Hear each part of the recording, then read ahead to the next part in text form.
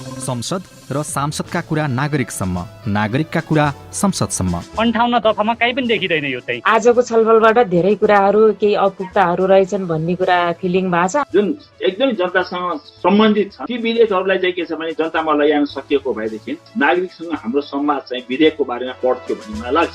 संसद र सांसदको संवादको थलो कार्यक्रम हेलो सांसद। नमस्कार। सभामुख तथा संसदसँग जनताको सवाल कार्यक्रम हेलो सांसदमा हार्दिक स्वागत छ। म लील प्रकाश चन्द। संसद, सांसद र नागरिकलाई जोड्दै विधि, नीति र व्यवस्था निर्माणका लागि भइरहेको पहलको बारेमा गहिरो छलफल गर्ने कार्यक्रम हेलो सांसद हो। UNDP संसद सहयोग परियोजनाको सहकार्यमा सामुदायिक सूचना नेटवर्क CIN ले कार्यक्रम हेलो सांसद उत्पादन र प्रसारण गर्दै आएको छ। कार्यक्रम हेलो सांसद मुलुकभरका 350 भन्दा धेरै सामुदायिक रेडियो, CIN को फेसबुक पेज र मोबाइल एप्लिकेसन CIN, साझा खबर र वेबसाइट CINखबर.com बाट पनि यो कार्यक्रम प्रसारण भइरहेको छ। आजको कार्यक्रम कर्णाली प्रदेशको सुर्खेतको वीरेन्द्रनगर नगरपालिका 13 करेखोलाबाट निर्माण गरिरहेका छौँ। कर्णाली प्रदेशका सभामुख राजबहादुर शाही, सामाजिक विकास समितिका अध्यक्ष देवी ओली, त्यसै गरी हामीसँग अर्थ तथा प्राकृतिक समितिका सभापति गणेश प्रसाद सिंहसँग हामी रहेका छौँ। सभामुख तथा संसदीय समितिका सभापतिज्यूसँग प्रश्न राख्नका लागि विभिन्न क्षेत्रबाट प्रतिनिधित्व हुने गरी वीरेन्द्रनगर आसपासबाट सर्वसाधारण नागरिक, सरकारवाला निकायका प्रतिनिधि हामीसँग हुनुहुन्छ। यहाँहरू सबैलाई सभामुख तथा संसदसँग सिधा संवाद कार्यक्रम हेलो सांसदमा हार्दिक स्वागत छ। 10 जिल्ला सुर्खेत, दैलेख, जाजरकोट, सल्यान, रुकुम पश्चिम, कालीकोट, जुम्ला, मुगु, हुम्ला र डोल्पाका 40 जना माननीय सदस्यहरू सम्मिलित कर्णाली प्रदेश सभा गठन भएको छ। यस प्रदेश सभाको पहिलो बैठक 2074 साल माघ 21 गते बसेको थियो। कर्णाली प्रदेशको युवा साक्षरता दर 66.17 छ, जुन राष्ट्रिय दर 85 हो। अपेक्षित आयु 66.8 छ, राष्ट्रिय अपेक्षित आयु 69.7 छ। मानव विकास सूचकाङ्कमा 0.427 छ, राष्ट्रिय सूचकाङ्क 0.574 हो। आर्थिक रूपले अति पछाडि परेकाको जनसङ्ख्याको प्रतिशत 44.28 छ त राष्ट्रियमा 2.8 छ। निरपेक्ष गरिबीको रेखामुनि रहेको जनसङ्ख्याको दर 28.9, राष्ट्रिय दर 18.7% छ।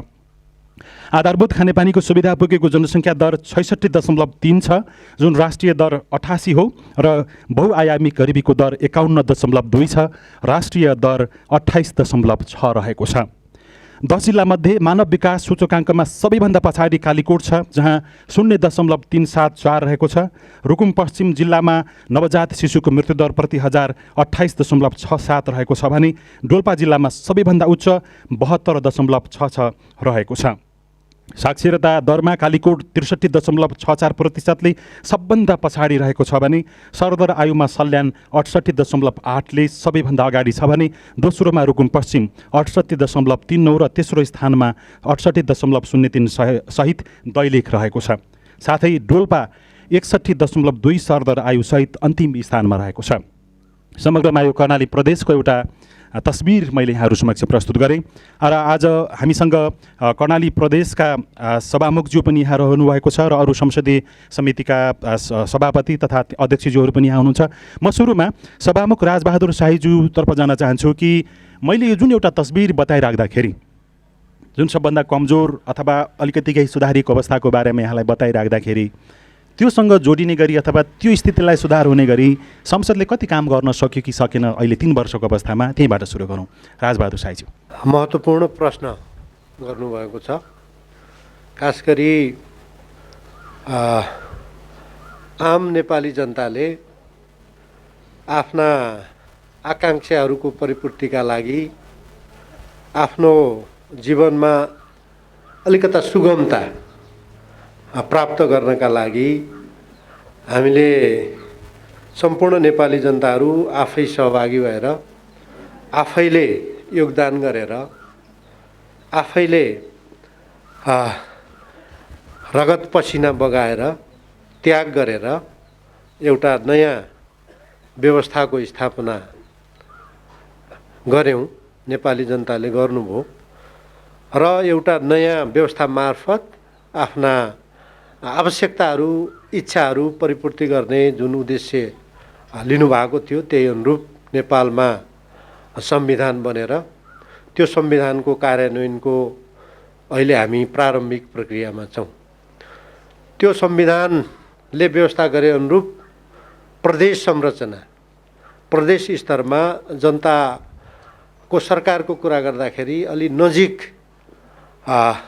जनतासँग अलि नजिक रहेको सरकार, खास गरी सरकारका मापदण्डहरू समेत पुरा गर्न सक्ने अवलम्बन गर्न सक्ने खालको एउटा सरकार प्रदेश सरकारको संरचना हामीले निर्माण गरेका छौँ र त्यो प्रदेश सरकार मार्फत प्रदेश स्तरका जनताको आवश्यकताहरू परिपूर्ति गर्ने उद्देश्यले प्रदेश सरकारलाई अझ प्रभावकारी ढङ्गले काम गराउनलाई प्रदेश सरकार मार्फत अझ जनताका सेवा सुविधाहरू अझ प्रभावकारी ढङ्गले आपूर्ति गर्नलाई प्रदेश स्तरका संरचनाहरू बनेका छन्।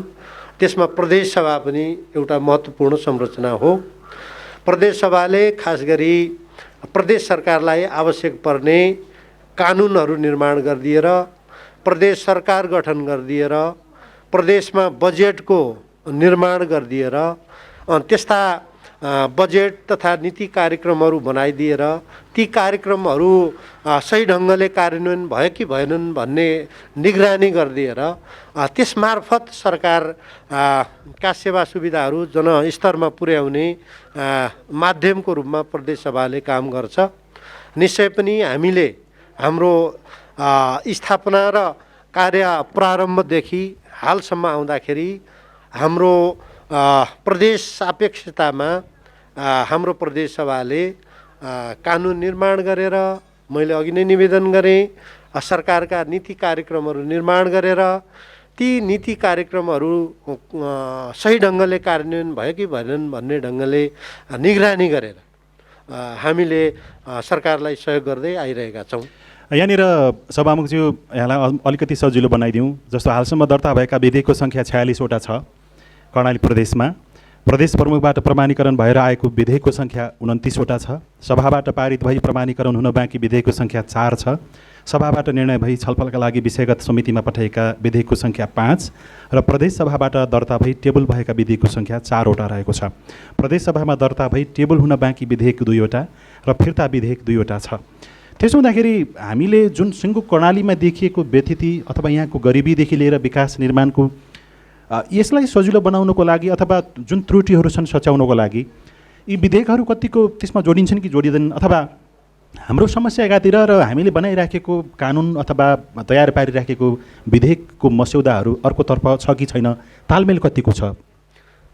यसमा यहाँले जो विधेयकको सन्दर्भमा जो एउटा डाटा प्रस्तुत गर्नुभयो त्यो डाटा अलि पुरानो डाटा हो। यो चाहिँ मैले यो कर्णाली प्रदेशको जुन हाम्रो वेबसाइट छ त्यसमा सायद यहाँहरूले अपडेट गर्नुभएको थिएन भने अलिकति केही तलमाथि हुनसक्छ। त्यसमा अपडेट गर्न छुटेको पो सम्भवतः छुटेको पनि हुनसक्छ। तुलनात्मक रूपमा अरूभन्दा हामी अपडेटमै रहन्छौँ। अहिलेसम्म जम्मा हामीलाई प्रदेश सरकार मार्फत प्राप्त विधेयक सङ्ख्या 46 सही भन्नुभएको छ। प्रदेश सभाले हालसम्म 36वटा विधेयकलाई कानुनको रूपमा परिवर्तन गरेको छ। प्रमाणित विधेयक सङ्ख्या 36 हो। 5वटा विधेयक हाम्रो छलफलको प्रक्रियामा छन्। 2टा विधेयक फिर्ता गरेका छौँ। टेबल हुन बाँकी 2टा छन् र एउटा फिर्ता गरेका छौँ। त्यो स्थिति रहेको छ। यसको तालमेल हाम्रो जनताको आवश्यकतासँग त्यो जोडिने गरी त्यहाँ परिपूर्ति गर्ने गरी छ कि छैन भन्ने बारेमा, हुन त जति पनि ऐन कानुन र विधेयक ल्याइने हो कामै लाग्ने हो, तर जनतालाई भोकमरी अथवा खान लाउन नपुगिराखेको बेलामा हामीले त्यसतर्फ सम्बोधन हुने गरी त्यस्ता खालका समयानुकूल छन् कि छैनन् भन्ने बारेमा चाहिँ यहाँलाई के लाग्छ? खास गरी हाम्रो मैले अघि नै पनि निवेदन गरेँ, हाम्रो व्यवस्था नै नयाँ हो। त्यसमा पनि हाम्रो संरचना खास गरी प्रदेश संरचना अत्यन्त नयाँ हो। यो एकदमै नयाँ संरचना भएको हुनाले विरासतको रूपमा हामीसँग केही पनि संस्थागत अनुभव थिएन।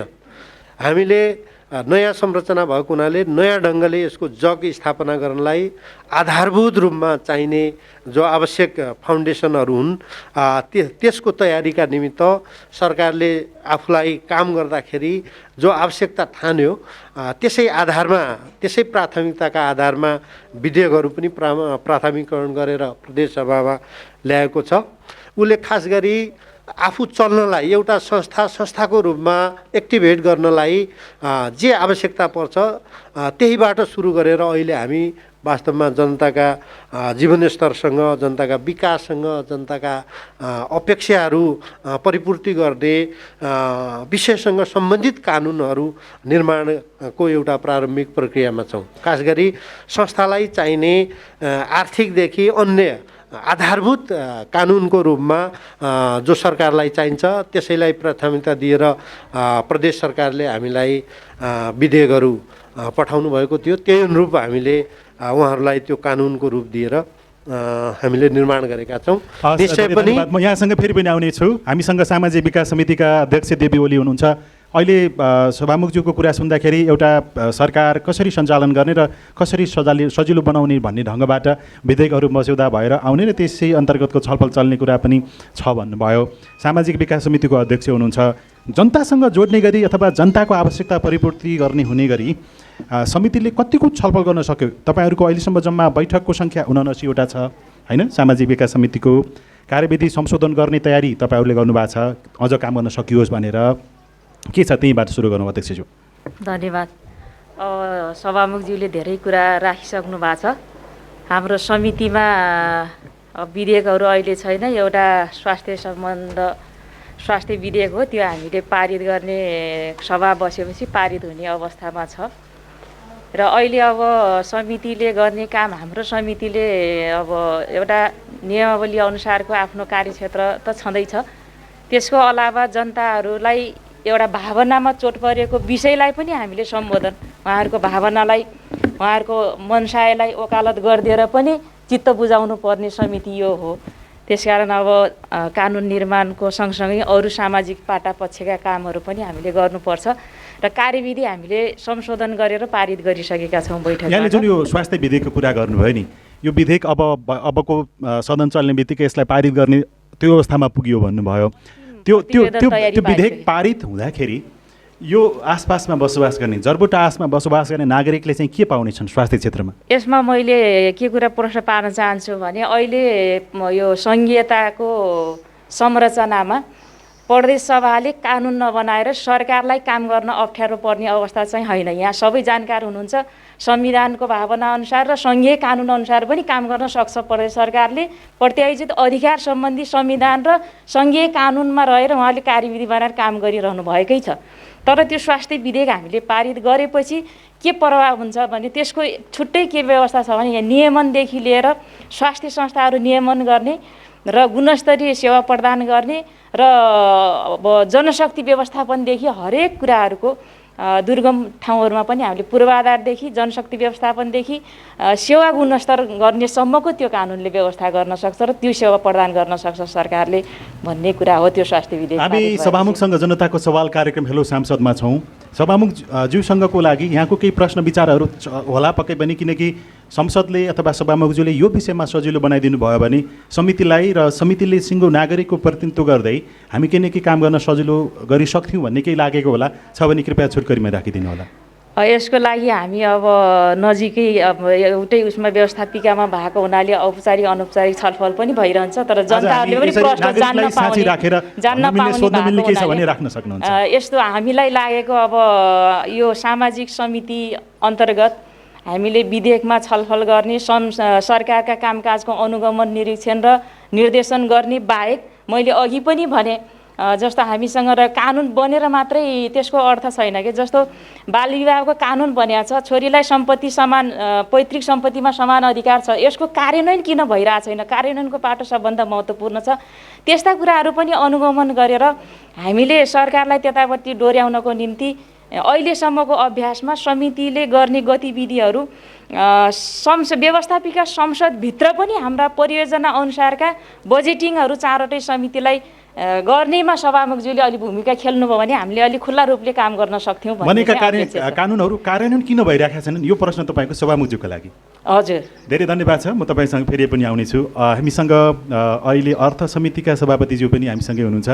यो विकास निर्माण सडकको कुरा पनि सायद यहाँहरूकै त्यो ठाउँमा छ। पहिलो कुरा त म तपाईँलाई यो कुरा सोध्न चाहन्छु कि हामी 6 किलोमिटरभित्र आउँदाखेरि सडक चाहिँ यहाँलाई कस्तो लाग्यो सभापतिज्यू? धन्यवाद। धुवाँ धुलो अथवा खाल्टाखुल्टीहरूमा तलमाथि गरेर आउँदै गर्दाखेरि त्यो झुलुङ्गा झुले जस्तो हुँदो रहेछ कि अथवा कस्तो महसुस गर्नुभयो यहाँले? धन्यवाद सञ्चालकज्यू, यहाँ उपस्थित यो कार्यक्रममा आदरणीय हाम्रो सभामुख माननीय राजबहादुर साईज्यू, यो कार्यक्रममा उपस्थित यस वडाका हाम्रो सामाजिक विकास समितिको सभापतिज्यू र यो 13 नम्बरको वडा अध्यक्षज्यू र यो कार्यक्रममा उपस्थित सबै आदरणीय दाजुभाइ तथा दिदीबहिनीहरूमा सर्वप्रथम अर्थ तथा प्राकृतिक स्रोत समिति कर्णाली प्रदेश सुर्खेत तर्फबाट हार्दिक नमस्कार म टक्राउन चाहन्छु। अब मलाई हाम्रो कार्यक्षेत्र यो अर्थ तथा प्राकृतिक स्रोत समितिको कार्यक्षेत्र अर्थ मन्त्रालय, भौतिक पूर्वाधार मन्त्रालय, उद्योग वाणिज्य के अरे पर्यटन वन तथा उद्योग मन्त्रालय, विशेष गरेर विषयगत मन्त्रालयलाई हामीले हेर्ने हाम्रो कार्यक्षेत्र भएको हुँदा र हाम्रो अर्थ समितिले विशेष गरेर जनतासँग रिलेटेड भौतिक पूर्वाधारको कुरा अब हामी आउँदै गर्दा यो करेखोलाको 45 सालमा राजा वीरेन्द्रको पालामा सुरुवात भएको सडक अहिले धुलाम्बे अवस्था त्यो राजधानीबाट बाहिर निक्लिएपछि यो छुट्टै संसार जस्तो महसुस भयो। हुन त म भनेको यहाँनिर यो जस्तो वन वातावरणदेखि सडक अर्थ समेत सबै हजुरकै क्षेत्रमा आउँदाखेरि गौरवान्वित महसुस भयो कि अथवा पीडा महसुस गर्नुभयो यहाँले? अब समय सापेक्षताको अब विकास क्रम अनुसार त गौरवै ठान्छु। भनेको धुलो उडेकै ठिक छ। अब धुलै उडेको त किन होला, यो प्रक्रियामा बन्दै पनि रहेछ सडक। फेरि उता अगाडि आउँदै गर्दा त्यो ग्राभेल गरिराखेको अथवा त्यो बिचमा निर्माणाधीन अवस्थामा छ। अब परिस्थिति धेरै लामो सङ्घर्ष झेलेर हामी यहाँ आइपुगेका छौँ र आज यो कार्यक्रममा आइपुग्दा इतिहासका कालखण्डहरू, राजनीतिक चाहिँ उथलपुथल, राजनीतिक सङ्क्रमण र शान्ति प्रक्रियाको स्थायित्व लगायत धेरै ठुलो सङ्घर्षबाट हामी यो पोइन्टमा यो बिन्दुमा आज आएर हामी यो विषयमा चर्चा गर्दैछौँ। यहाँहरूले तपाईँहरूको जिज्ञासा, प्रश्न, समस्या अब हाम्रो सामु पक्षिनु भयो र हामी प्रदेश राज्य संरचनाको प्रदेश तहबाट यो समितिको तर्फबाट यो कर्णाली प्रदेशको सभामुख संसद मार्फत सरकारलाई ध्यानाकर्षण गराएर यी राज्यका विषयगत 3वटा मन्त्रालय मार्फत अब जनताका जल्दाबल्दा भौतिक पूर्वाधारका संरचना, अर्थ मन्त्रालय र अब यी वन पर्यटन उद्योग मन्त्रालय अन्तर्गत जनजीविकालाई जोडेर जनताका सेवा सुविधालाई जोडेर कसरी अगाडि बढाउन सकिन्छ भन्ने सन्दर्भमा अब भए गरेका अनुभूतिहरू अब लामो समय हामी एउटा दूरदराजमा हामी दुःख कष्ट भोग्दै आएका छौँ। म आफै पनि यसो गरौँ, अर्थ समितिका सभापति गणेश सिंह हुनुहुन्छ, म यसो गर्छु तपाईँको लागि म प्रश्नहरू त यहाँ सोध्नको लागि यहाँ यति धेरै हुनुहुन्छ पक्कै पनि होला। अहिले सभामुखज्यूको लागि तपाईँको प्रश्न चाहिँ के छ कि समितिको लागि पनि केही न केही बाधा अर्चनहरू त होलान्, सभामुखज्यूले केही गर्नुपर्ने भन्नुपर्ने छ कि छोटकरीमा राख्न सक्नुहुन्छ? सभामुखज्यूले यो विषयगत सचिव समितिहरूलाई अनुगमनको लागि बजेटको व्यवस्थापन गरेर प्राविधिक सहित उपलब्ध अथवा प्राविधिकलाई चाहिने यो सेवा सुविधा सहित प्राविधिक व्यवस्था गरिदिएर अनुगमनको व्यवस्था हामीले अब सरकारलाई जवाबदेही बनाउनको लागि त्यो व्यवस्था गरिदिएको भए राम्रो हुन्थ्यो भन्ने हामीलाई लाग्यो। प्रसङ्गवश सहयोगवश आज सौभाग्यले हामी एउटै थलोमा माननीय सभामुखसहित हामी उपस्थित हुन पायौँ र हामीलाई त्यहाँ जानको लागि हामीसँग आफ्नै प्राविधिक चाहिन्छ र यो विषयमा अब विनियोजित बजेट अब 76-77 अहिले हामी 77मा छौँ र यो बजेटको कार्यान्वयन कसरी भइरहेछ, बहुवर्षीय ठेक्का कसरी भइराखेको छ र केन्द्रीय खरिद ऐनले पनि यहाँ डिस्टर्ब गरेको छ। केन्द्रीय खरिद ऐनको मातहतमा सडक निर्माण हुने गर्छन्, खानेपानी निर्माण हुने गर्छ, सिँचाइ निर्माण हुने गर्छ। बहुवर्षीय हुँदा 2 वर्ष आर्थिक वर्ष लिइराखेको स्थिति हो। त्यसो हुँदाखेरि यसको अब्जेक्टिकल 30 दिन टेन्डर र 6 महिना इभ्यालुएसन र झन्डै 1 वर्ष यो प्रक्रियामै जाने र अर्को वर्ष कार्यान्वयनमा नटुङ्गिने यी अवस्थाले गर्दाखेरि जनताका आशाभन्दा पनि निराशा, बढी उत्पादित हुने, बढी आकर्षित हुने यो कुरा हामीलाई पनि महसुस भएको छ र यसको व्यवस्था माननीय सभामुखज्यूले गरिदिनु भएको खण्डमा हामी प्रेसर अथवा दबाब अथवा चाहिँ सरकारलाई अलिक पनि सिरियस बनाउन सकिन्थ्यो कि भन्ने हामीलाई लाग्यो। हस्, धेरै धन्यवाद छ यहाँहरू दुवैजना सभापति अध्यक्षज्यूलाई। सभामुखजी, यहाँले जुन आज समितिकै सभापति अध्यक्षज्यूहरूले यहाँसँग प्रश्न राख्दै हुनुहुन्छ, यहाँनिर पक्कै पनि कस्तो कस्तो त महसुस भइराखेको होला। जुन समस्या राख्नुभयो नि दुवैजनाले, त्यसबारेमा यहाँ के भन्नुहुन्छ छोटकरीमा? त्यसपछि हामी यहाँ जति पनि उपस्थित सर्वसाधारण नागरिक सरोकारवाला हुनुहुन्छ उहाँहरूको प्रश्न पनि लिन्छौँ, समिति अध्यक्षज्यूहरूको लागि र सभामुखज्यूको लागि। हजुर। खास गरी संसदीय प्रभावकारिता का आधारमा नै सरकारहरूले राम्रोसँगले काम गर्ने हुन्। हामीले विधायकी कामलाई प्रभावकारी ढङ्गले निर्वाह गर्न सक्यौँ भनेपछि मात्रै सरकारले सही बाटो तय गर्ने हो। त्यही मान्यतालाई हामीले आत्मसात गरेर हाम्रा समितिहरू, खास गरी प्रदेशसभामा रहेका 4वटै समितिहरूका बेला बेलामा हामीले संयुक्त बैठकहरू पनि गरेर र उहाँहरूलाई आफ्नो कार्यक्षेत्रमा प्रभावकारी ढङ्गले लाग्नलाई उहाँहरूलाई प्रोत्साहित पनि गरेर हामीले गर्दै आइरहेका छौँ। यसै सन्दर्भमा हाम्रो सामाजिक समितिको माननीय अध्यक्षज्यूले अघि भन्नुभए जस्तै खास गरी समितिका कार्यक्षेत्रभित्र रहेको मन्त्रालयहरूको निगरानी गर्ने कामका अलावा सामाजिक क्षेत्रमा रहेका कुरीतिहरू, विसङ्गतिहरू, तिनीहरूलाई चाहिँ नि हटाउनलाई प्रभावकारी रूपमा लाग्नलाई प्रोत्साहित गर्न भनेर भन्नुभएको छ। त्यो बनेका कानुनहरू कार्यान्वयन किन हुँदैनन् भनेर सोध्नु भएको छ उहाँले। खास गरी हामीले यस सन्दर्भमा अलि पहिले नै समितिहरूका संयुक्त बैठक गरेर 4वटा बैठक मार्फत एउटै एजेन्डा, खास गरी प्रत्यायोजित विधायन र सरकारी आशासनको अवस्था के छ भन्ने सन्दर्भमा समितिहरूलाई अध्ययन गर्नलाई मैले बैठकको आयोजना गरेर उहाँहरूलाई प्रोत्साहित गरेर आएको छु। भन्नुको अर्थ के हो भने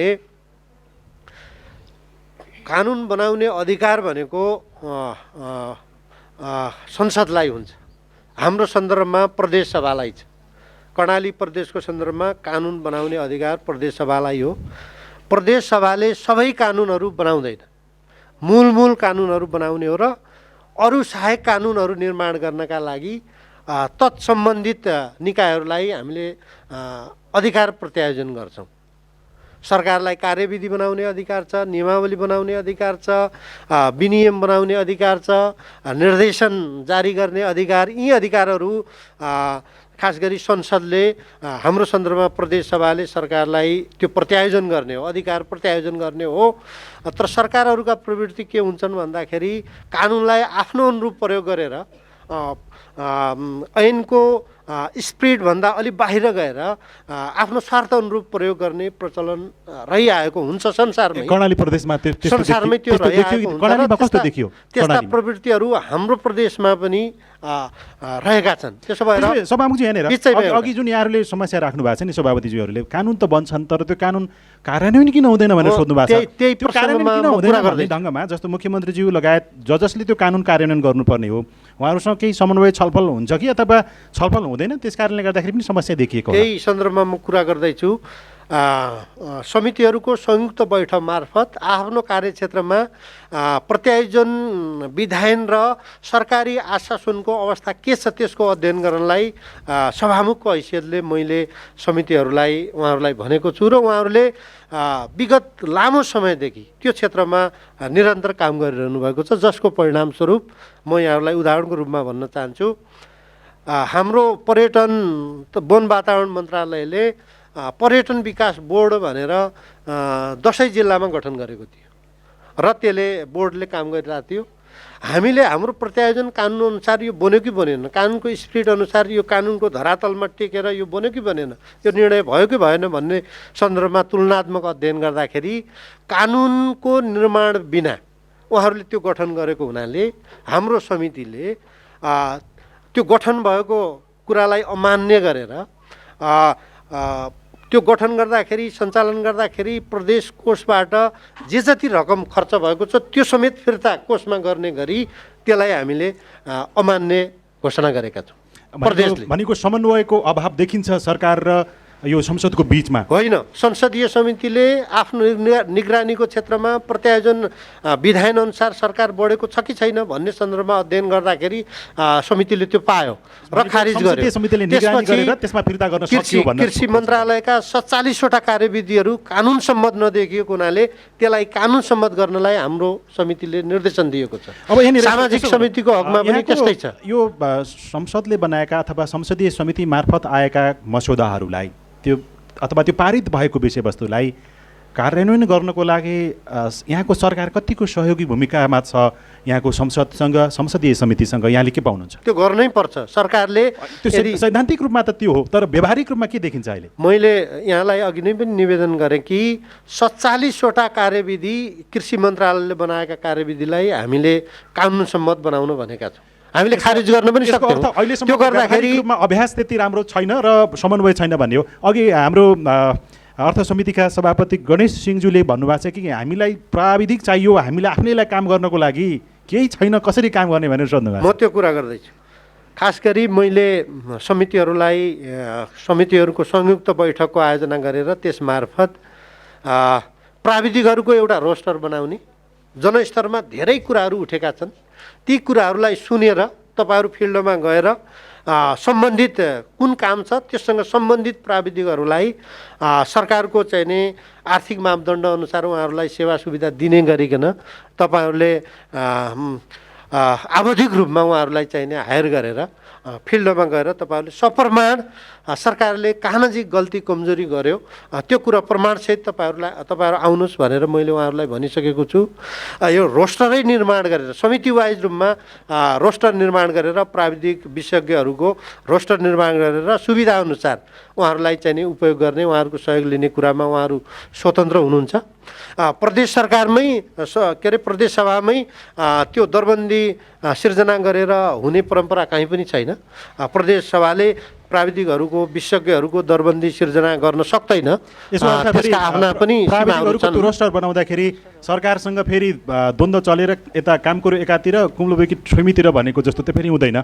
अब संसद र संसदीय समिति र सरकारको बिचको त्यो द्वन्द्व त फेरि सिर्जना हुँदैन होला नि यहाँहरूको बिचमा? होइन, कतिपय सन्दर्भमा आफ्ना इन्ट्रेस्टहरू बाजिन पनि सक्छन्, स्वार्थहरू बाजिन पनि सक्छन्। किनभने सरकारलाई सही बाटोमा डोर्याउने जिम्मेवारी खास गरी कर्तव्य दायित्व सभाको हो, प्रदेश सभाको हो। आफ्नो दायित्वमा प्रदेश सभा निरन्तर अगाडि बढ्छ।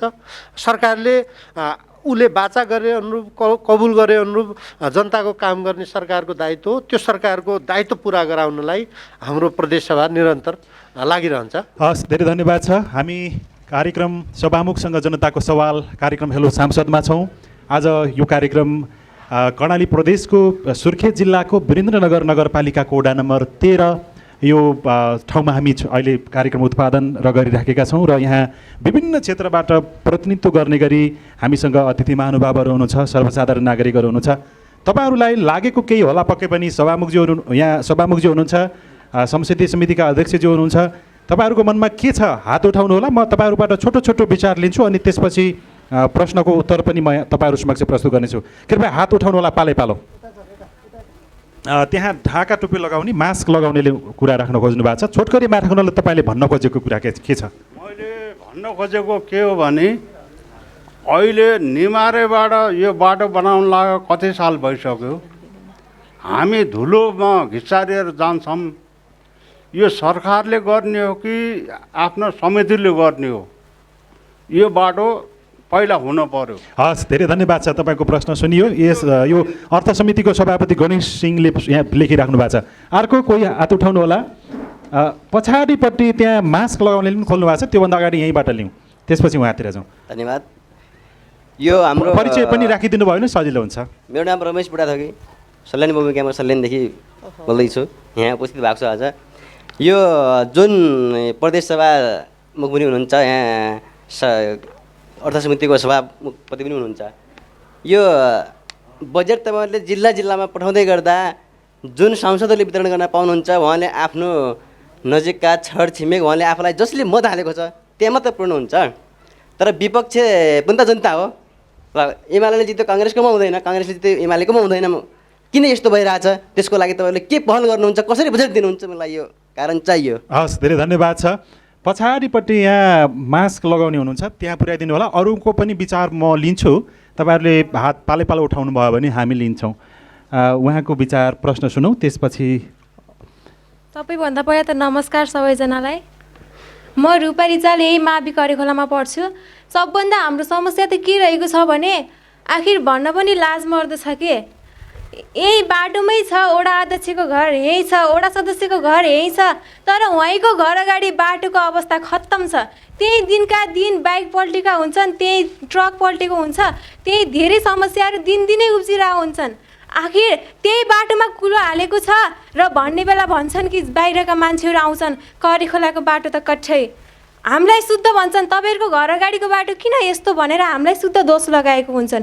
त्यसको सुधार कहिले हुने भन्छन्। हामी त अब भर्खरै जन्मेको है, 16-17 वर्ष भयो, हामीभन्दा अगाडिको मान्छेहरूले नि भन्ने गर्नुहुन्छ कि हामी जन्मिने बेला, हामी बस्ती सरेर आउने बेलामा यो बाटो यस्तै थियो। अहिले सङ्घीय लोकतान्त्रिक गणतन्त्रमा पुगिसक्यो नेपाल, तर पनि यो बाटो यस्ताको यस्तै छ। बजारदेखि त्यो पिर्तनादेखि यता आउने बेला मान्छेहरूले गर्ने दृष्टि, हेर्ने व्यवहार र त्यो पिर्तनाभन्दा उतातिरको मान्छेहरूले हेर्ने व्यवहार दृष्टि फरक छ। अर्को कुरा, यो विद्यालयमा प्राविधिक शिक्षा सञ्चालन भइरहेको छ, 3 वर्ष भेटनेरी विज्ञान, पशु विज्ञान हो। यो धुल्याबिड अथवा गाग्रेतालतिर हेर्ने हो भने त्यहाँ मान्छेहरू कोठामा नपुग अपुग छन् र यहाँको दृष्टिमा हेर्ने हो भने तानातान छ, मान्छेहरू लुछामारी गर्नुपर्ने छ, कोठा पुगिरहेको छैन। किनकि मान्छेहरू भन्ने गर्छन् यहाँ टाढा छ, उहाँबाट आउन टाढा छ, यहाँको बाटो ठिक छैन, यहाँ अलिकति भवनहरू होस्, यहाँ प्राविधिकहरू होस्, तिनीहरू ठिक छैन भन्ने गर्छन्। र त्यसको लागि म विद्यार्थी हो र म सबै विद्यार्थीको पछिबाट पनि बोलिरहेको छु। हाम्रो विद्यालयमा अलिकति जोड दिनुहोस्। हामीले भोलि केही गर्नेछौँ, हामीले गर्ने बेलासम्म, हामीले पढेर आफ्नो विकास गर्ने बेलासम्म हामीलाई साथ दिनुहोस्। हामीले भोलि पक्कै पनि यो। धेरै धन्यवाद छ, तपाईँले धेरै कुरा राख्नुभयो। म यहाँहरूलाई के जानकारी गराउँ भने विषय नदोहोरियोस् तर नछुटोस् पनि, किनभने सडकको कुरा आइसक्यो भने यो सडकमा पक्कै पनि समितिको अध्यक्ष सभापतिज्यू तथा सभामुखज्यूले पनि केही न केही सम्बोधन गर्नुहुन्छ। फरक फरक विषयको आयो भने राम्रो हुन्छ। अर्को हात कता यता अगाडिपट्टि ढाका टोपी लगाउने हुनुहुन्छ। 1 मिनटभन्दा बढी चाहिँ नलिदिनु होला समय, किनभने धेरैभन्दा धेरै प्रश्नहरू हामीले लिनुपर्नेछ। परिचय सहित। धन्यवाद। मेरो नाम नानबहादुर थापा, नेरा मावि नलखोलाको प्रव।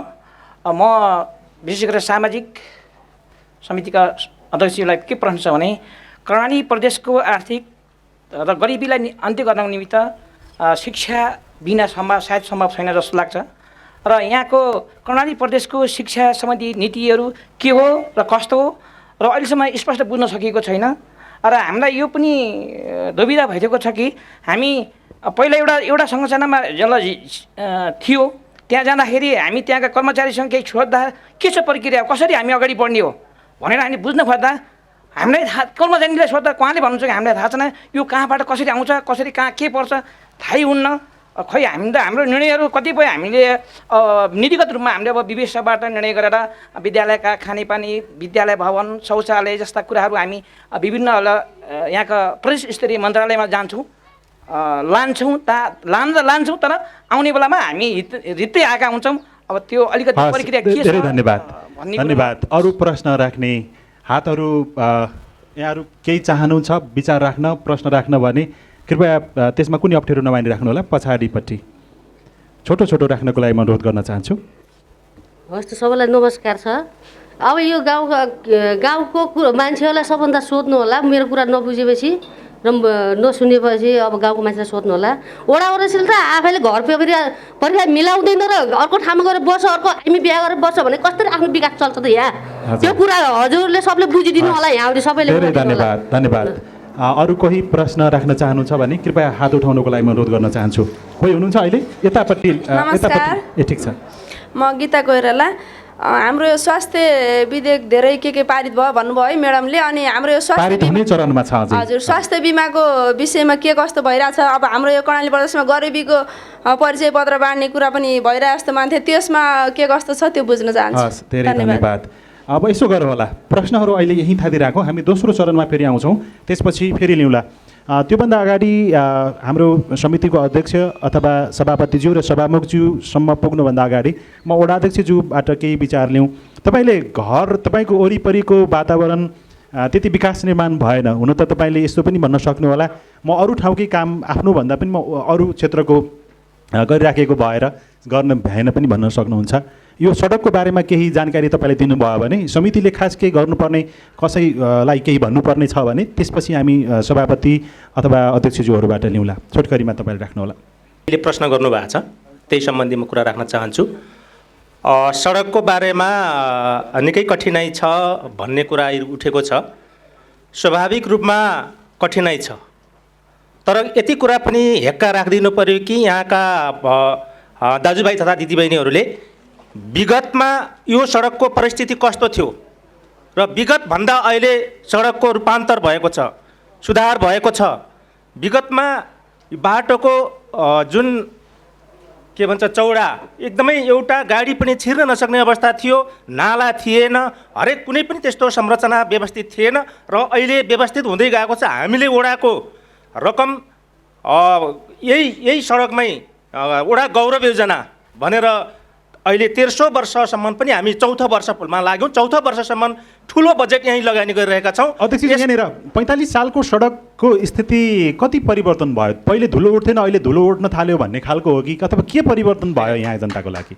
विगतमा यहाँ कुनै बाटोको संरचना एउटा ट्र्याक बाइक थिएन, अहिले यो ट्र्याक सुधार भएको छ। जो हरेक वर्ष बजेट त छुट्याइराख्नु भएको छ नि यो सडकको, छुट्याइरहेको छ, तर बजेट चाहिँ छुट्याइराख्ने खर्च पनि भइराख्ने सडक नबन्ने कारण तर जुन ठाउँको कुरा उठिरहेको छ त्यहाँ विवाद छ। जुन ठाउँको त्यो बहिनीले कुरा उठाइरहेको छ त्यहाँ विवादका कारण ओल्तिर पल्तिर घर निर्माण छन्, ती घरवालाहरूले विवाद गरिरहेको हुनाले त्यहाँ निर्माण हुन नसकेको अवस्था छ।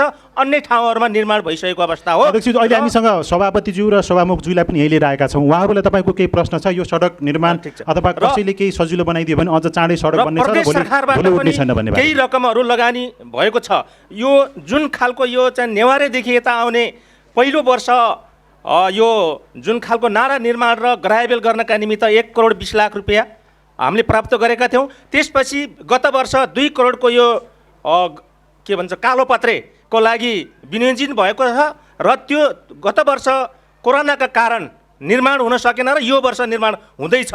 कति समय लाग्छ अब चाहिँ? अब यो त अब ठेकदार साहबले कहिले गर्ने हो र यो कार्यालयले भौतिक मन्त्रालयले पनि यसलाई अलिकति तताउनु पर्यो र हामीले ठेकदार साहबलाई एकदमै हामीसँग 3 जना अतिथि हुनुहुन्छ, उहाँहरूलाई केही प्रश्न छ यो सडकको सन्दर्भमा? म गर्दैछु। छोटकरीमा राख्नु। यो काम अलि ढिलाइ चाहिँ भएको छ। यसलाई छिटो छरितो गर्नका निमित्त कार्यालयले प्रदेश सरकारले पनि अलिकता ठेकदारलाई तताउनु पर्ने हुन्छ भन्ने कुरा म राख्न चाहन्छु। र म प्रदेश सरकारको सँगै सभामुखज्यू यहाँ हुनुभएको, अर्थ समितिका अध्यक्षज्यू हुनुभएको, सामाजिक विकास समितिको सभापति पनि हुनुभएको हुनाले म के कुरा राख्न चाहन्छु भन्दा प्रदेश सरकारले बजेट विनियोजन गर्ने प्रक्रिया र विधि के हो त्यो कुरा हामी पनि अलि अन्यलमा पर्यौँ।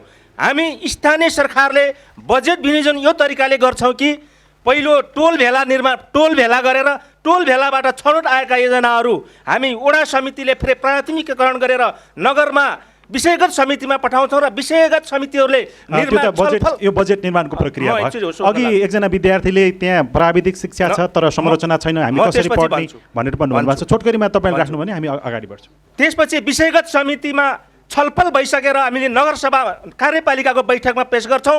कार्यपालिकाको बैठकले पास गरिसकेपछि नगरसभाबाट बजेट स्वीकृति हुन्छ।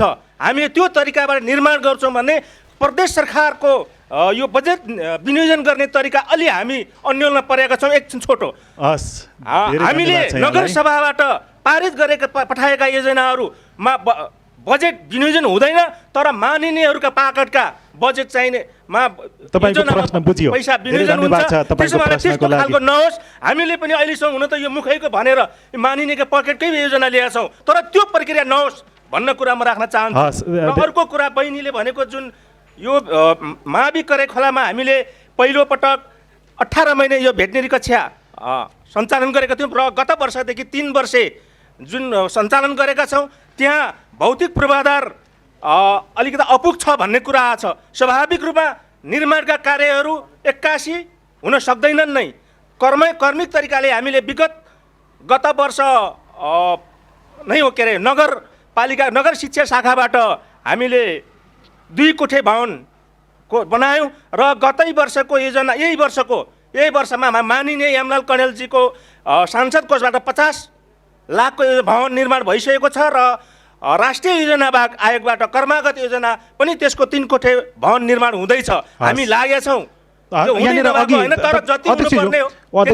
तपाईँले यो तपाईँ यहाँ गाउँमा नबस्ने भएको कारणले गर्दाखेरि सडक नबनाएको भन्ने हो कि होइन? होइन, म गाउँमै बस्छु। बजारमा बस्नुहुन्छ भन्ने होइन, म बजारमा कहिलेकाहीँ मिटिङमा पर रात पर्दा बस्न स्वाभाविक बस्छु। होइन, म आफ्नै धेरै धन्यवाद छ। भूपेन्द्र बहादुर दर्लामी वडा अध्यक्षजी हुनुहुन्छ। धेरै धन्यवाद छ। त्यसो हुँदाखेरि उहाँहरूको लागि प्रश्न फेरि अरू पनि हुनसक्छ, कृपया शान्त भएर सुनिदिनु होला। म अहिले अर्थ समितिज्यूबाट जाउँ होला। यहाँनिर यदि तपाईँ हाम्रै छोरीचेलीले यदि अघि एकजनाले गर्नुभयो नि प्रश्न, शिक्षाको सन्दर्भमा, सडकको सन्दर्भमा, सडक नभएकै कारणले गर्दाखेरि हामी कस्तो अलिकति तल्लो स्तरको दर्जाबाट हामीले हेरिनुपर्ने, सुनिनुपर्ने, त्यो चाहिँ राख्नु भएको छ। छोटकरीमा अब के हुन्छ यहाँ, यो समितिले थाहा पायो? ल, अब सरकारवाला मित्रहरूले उठाएको मैले संक्षेपमा छोटकरीमा के जवाब दिन्छु भने, तपाईँहरूले उठाएका विषयहरू कर्णाली प्रदेशका 24वटै निर्वाचन क्षेत्रभित्र यो 45 सालको करेखोलाको सडक पनि पर्छ र यो करेखोला सडक को विशेष गरेर अहिले वडा अध्यक्षले भन्नुभयो जस्तै अनि हाम्रो बहिनीले उठाए जस्तै सरकारवाला मित्रहरू सबैले उठाएको विषयलाई मैले हिजो हामीले अर्थ समितिको बैठकबाट भौतिक पूर्वाधार मन्त्रालय के अरे वन पर्यटन मन्त्रालय र अर्थ मन्त्रालयले अब 76-77 का सम्पूर्ण योजनाहरूको बजेट कार्यान्वयन कसरी भयो यसको विवरण दिनुहोस् र अझ विशेष गरेर सडकमा गरिएको डिपिआर र कोटेसन समेतको चाहिँ मतलब रेकर्ड दिनुहोस् भनेर हामीले 7 दिनको समय अवधि तोकेर हिजो हामीले चिठी लेखेका छौँ विषयगत मन्त्रालयहरूलाई। त्यसपछि हामी निरीक्षण अनुगमन गर्छौँ र अघिल्लो साल अब 76 को 1 करोड 20 लाख कार्यान्वयन भएको कुरा अथवा त्यो प्रस्तावित भएको कुरा वडा अध्यक्षले भन्नुभयो। पोहोर साल 76-77 को बजेट 2 करोडको कुरा आयो, अहिलेको प्रक्रियामा होला र अब यो अनुसार हामी यसलाई सरकारलाई अलिकति मतलब गम्भीर बनाएर यो बाटो भौतिक पूर्वाधार सबैको सार्वजनिक महत्त्वको विषय अथवा यो सरकारको विषय, यो महत्त्वपूर्ण विषय भएको हुँदा यो यस विषयमा हामी गम्भीरतापूर्वक भनेको त्यसो लागि परेका छौँ। तपाईँहरूले सुनिसकेपछि अब यो पैसा बजेट हरेक वर्ष अर्बौँ छुट्टिने, बाटो बनि नसक्ने स्थिति छ। उहाँले अब यसको छानबिन गरेर वास्तविकता के हो भन्नुभएको छ। अब यस्तो हो, अब 1 करोड 20 लाख 2 करोड अब यसको डिपिआर हामी माग्छौँ। डिपिआर अनुसारको ठेक्कामा के कामको मतलब टेन्डर भयो हैन। अब त्यो जाली लगाउने, ग्याबिङ गर्ने अथवा ग्रेभिल गर्ने अथवा नाली काट्ने के हो त नि, यो कुरा बुझेर हामीले अहिले चाहिँ माननीय सभामुख हाम्रो सम्माननीय सभामुखलाई हामीले आग्रह गऱ्यौँ कि हामीलाई अनुगमनको निमित्त आवश्यक प्राविधिक चाहियो। हस्, धेरै धन्यवाद छ। यही कुरा हो। हस्, धेरै धन्यवाद छ। हामीसँग सामाजिक विकास समितिका अध्यक्ष बेबी ओली पनि हुनुहुन्छ। तपाईँको लागि पनि केही प्रश्नहरू छ, छोटकरीमा राखिदिनु होला। सामाजिक विकास समितिका अध्यक्ष। हजुर, धन्यवाद। अब सर्वप्रथम त यो स्वास्थ्य विधेयक बिमाको कुरा पनि उठाउनु भएको छ र स्वास्थ्य बिमा, गरिब परिचय पत्र, 3टा कुरा उठाउनु भएको छ हाम्रो गीताजीले। यो कुरा अब यो विधेयकले के सेवा दिन्छ भन्ने कुरा मैले अघि पनि राखिसकेको छु। कानुन बन्यो भने स्वास्थ्य सरकारी र अरू निजी क्लिनिकहरूलाई पनि कसरी नियमन गर्न सकिन्छ र स्वास्थ्य पनि गुणस्तरीय ढङ्गले कसरी प्रदान गर्न सक्छ भन्ने कुरालाई नै हो। यो बिमाको कुरा स्वास्थ्य बिमाको कुरा अलिकति नमिलेकै छ। उपचार प्रक्रियामा अलि झन्झटिलो, कहिलेकाहीँ अब चिनजानेको आधारमा अथवा व्यवस्था गर्ने यो गुनासो आछ। हामीले सम्बन्धित ठाउँमा यो कुरा पुर्याएका छौँ र सरकारले यसलाई अलिकति व्यवस्थित गर्नुपर्छ भन्ने यसमा हाम्रो ध्यान गएको छ। र अर्को अघि सुरुमा हाम्रो लीलप्रकाशजीले पनि भन्नुभयो यहाँको कर्णालीको चित्र, सबै सूचकाङ्क हेर्दा हामी कर्णालीवासीहरू एकदमै कमजोर अवस्थामा छौँ र यो गरिब परिचय पत्र कहाँबाट सुरु गर्ने भन्ने सरकारलाई पनि अन्यल छ कि। यहाँ म के अनुरोध गर्छु भने यहाँहरूलाई, हामी अहिले साबिकको व्यवस्थामा छैनौँ, सङ्घीयतामा छौँ। सङ्घीयताको अभ्यास गर्ने हामी 2-3 वर्षको अभ्यासमा छौँ। त्यसकारण 20-25 वर्ष अभ्यास गरिसकेका अरू देशहरूको तुलनामा हामीलाई नराखौँ। हामी मैले नागरिकहरूलाई हामी सबै पनि यो कुरामा सचेत हुनुपर्छ भन्ने लाग्छ हैन। यो गरिब परिचय पत्र वितरण चाहिँ सङ्घीय नेपाल सरकारले गर्ने हो। यो प्रदेश सरकारले गरेर पनि हुँदैन। गरौँ भनेर गर्न खोज्दा छलफल हामीले चलाएका छौँ, तर यो 68 को जनगणना पुरानो भइसक्यो। अहिले अब सङ्घीय सरकारले पछि गर्नेछ, केही वर्षपछि।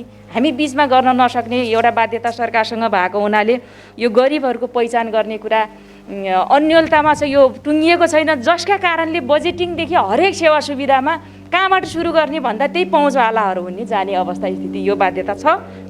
यो कुरालाई चाहिँ अबको जनगणना भयो भनेर सबै सूचकाङ्कहरू हामी तन्दुरुस्त बनायौँ भने सरकारले गरिरहेछ। कर्णाली सरकार अथवा कर्णालीका जनताको अवस्था स्थिति सबै त्यो योजना आयोगले पनि गरिरहेछ। त्यसकारण केही भएको छैन भन्ने निराशातिर जानुभन्दा पनि हामी नयाँ संरचनामा जाँदाखेरि सबै कुराहरू जुटाउँदै पनि हामी अपेक्षा धेरै छ। त्यसकारण हामीले यो चुम्न सकेका छैनौँ भन्ने कुरा हो। अर्को शिक्षाको कुरा, यहाँको प्राज्ञिक व्यक्तित्व उहाँ आफै हुनुहुन्छ। शिक्षा अब 3 तहका सरकारमध्ये प्रदेश सरकारको शिक्षाको व्यवस्था अथवा शिक्षा नीतिको कुरा गर्दाखेरि उच्च शिक्षाको कुरा नै हो, अरू सबै अब स्थानीय तहलाई हो। यो माथिबाट अब शिक्षा मन्त्रालयले पनि कुन तहको शिक्षाको व्यवस्था शिक्षा नीति कुन तहले गर्ने भन्ने अलिकति क्लियर नभएको हुनाले यहाँ अब शिक्षा नीति प्रदेशको अलिकति ओझेलमा परेकै हामीले महसुस गरिरहेछौँ। यसमा हामीले अब अहिले यो कोभिडका कारणले पनि प्रदेश सरकार सामाजिक विकास मन्त्रालय बढी स्वास्थ्य क्षेत्रमै तल्लिन्छ र हामीले पनि त्यतै निर्देशन गरेका छौँ। शिक्षाको कुरा गर्दाखेरि बहुप्राविधिक शिक्षादेखि लिएर नमुना भवनहरू निर्माण गर्ने भौतिक पूर्वाधारको कुरा चाहिँ गरिरहेछ। त्यही हो, अब स्रोत कमी भएको कारणले सबै ठाउँमा कारणले गर्दाखेरि छुट्याएको बजेट चाहिँ यसको उपयोग भयो कि भएन भन्ने कुरा चाहिँ अनुगमन चाहिँ यहाँहरूको सबभन्दा धेरै आवश्यकता होला अहिलेको अवस्थामा। त्यो भइरहेको छ कि छैन यहाँहरूको तर्फबाट? अनुगमन भएको छ। यसमा के कुरा आछ भने जस्तो हामीले आवश्यकताको आधारमा कुनै पनि अवसर दिने कुरामा हामी कोही पनि सहमत छैनौँ। हामी भन्दा त एउटा औँलाले सरकारतिर ठर्याउँछौँ, तर बाँकी 4वटा औँला हामीसँग हुन्छ। हामी अहिले तत्कालै पनि यो 50 लाखको भवन निर्माण भएको ठाउँमा गएर हेर्दाखेरि त्यहाँ निर्माण उपभोक्ता समितिले भवन बनाउँदाखेरि त्यहाँ पानी चार्ने कुरा पनि उहाँहरूले सुरुदेखि अन्त्यसम्म गर्नु भएको छैन र त्यो अहिले नै त्यो खसिसकेको छ। किन यस्तो गर्नुभयो भन्दाखेरि हामीसँग खाने पानी नै छैन, कहाँबाट भवनमा चार्ने पानी हुनु भन्ने खालको जवाब छ। त्यसकारण यो 16 डोलो 50 लाखको सुर्खेतमा पनि त्यही भवन, हुम्ला र डोल्पामा पनि त्यही रेसियोमा गर्दाखेरि यो प्रभावकारी हुन सकेका छैन र समयमा सम्पन्न पनि भएको छैन। यो कुरालाई हामीले सरकारलाई यहाँले जति पनि कुरा सुन्नुभयो, अब समितिले अनुगमन गर्ने, अनुगमनको क्रममा छड्के गर्दाखेरि प्रश्न सोध्ने बित्तिकै प्रश्नहरू त्यो जुन प्रकारको कृत्रिमता त्यहाँ सिर्जना गर्ने र यो समितिले जसरी काम गर्नु पर्थ्यो त्यसरी गर्न सक्ने स्थिति बनेन। समितिले निर्देशन दिन्छ, सरकारले त्यसको टेरपुछर लगाउँदैन। समस्या त्यहाँनिर पनि छ। अब अहिले हामीले विकास निर्माण सायद अरू देशमा भइदिएको भए साँच्चीकै विकास निर्माण कसरी गरौँ अथवा आफ्नो लागि आफ्नो नागरिकको लागि त्यसमा अझ कति धेरै विकास निर्माण दिउँ भन्ने हुन्थ्यो होला। तर हाम्रो सन्दर्भमा त विकास निर्माणका योजना कसरी पार्ने, त्यो विकास निर्माणका योजनामा समितिमा कसरी स्थानीय स्तरका राजनीतिक दलहरू प्रवेश गर्ने र त्यो प्रवेश गरेका राजनीतिक दलहरूले कसरी फाइदा लिने र कमजोरी विकास निर्माणमा त्यहाँ देखाउने भन्ने प्रतिस्पर्धा जस्तो देखिन्छ। यहाँलाई केही त्यस्तो चिन्ता लाग्छ कि कहिलेकाहीँ सम्झेर बनिसकेका बन्दै गरेका भवनको बारेमा यी व्यतिथिहरूको बारेमा सुन्दाखेरि सभामुखको रूपमा चाहिँ कस्तो लाग्दो रहेछ छोटकरीमा? एकदमै लाग्छ। एउटा राजनीतिक कर्मी, एउटा जनप्रतिनिधिमूलक संस्थाको एक तहको प्रमुख हुनुको नाताले यस सम्बन्धमा धेरै विचारहरू विमर्शहरू पनि गरिन्छ, आफै पनि र संयुक्त रूपमा पनि। मलाई के लाग्छ भन्दाखेरि म यो लामो प्रक्रियाबाट वाद विवाद प्रतिवाद जो कुराहरू भइरहेछन् यसलाई हेर्दाखेरि म के निष्कर्षमा पुगेको छु व्यक्तिगत रूपमा भने विकास भन्ने चिज जो छ यो समाजको विकासको स्तरको सापेक्षतामा निर्धारण हुने कुरा हो जस्तो लाग्छ मलाई। किन भन्दाखेरि एउटा पक्ष मात्रै राम्रो भएर एउटा पक्षले मात्रै राम्रोसँग सोच दिएर सम्पूर्ण चाहिँ नै विकास प्रक्रिया प्रभावकारी रूपमा अगाडि बढ्ने होइन। अघि माननीय हाम्रो अध्यक्षज्यूले पनि भन्नुभयो, सरकारले राम्रो मनसायले योजनाहरू बनाएको छ, त्यसमा चाहिँ नि आफ्नो स्रोत विनियोजन गरेको छ, तर त्यो त्यहाँको उपभोक्ता समितिले राम्रो काम गर्दैन, त्यहाँ गर्ने कामदारहरूले राम्रो काम गर्दैनन्। उहाँहरूले त्यसको महत्त्वको विषयमा, दीर्घकालीन महत्त्वको विषयमा उहाँहरूलाई धेरै जानकारी छैन।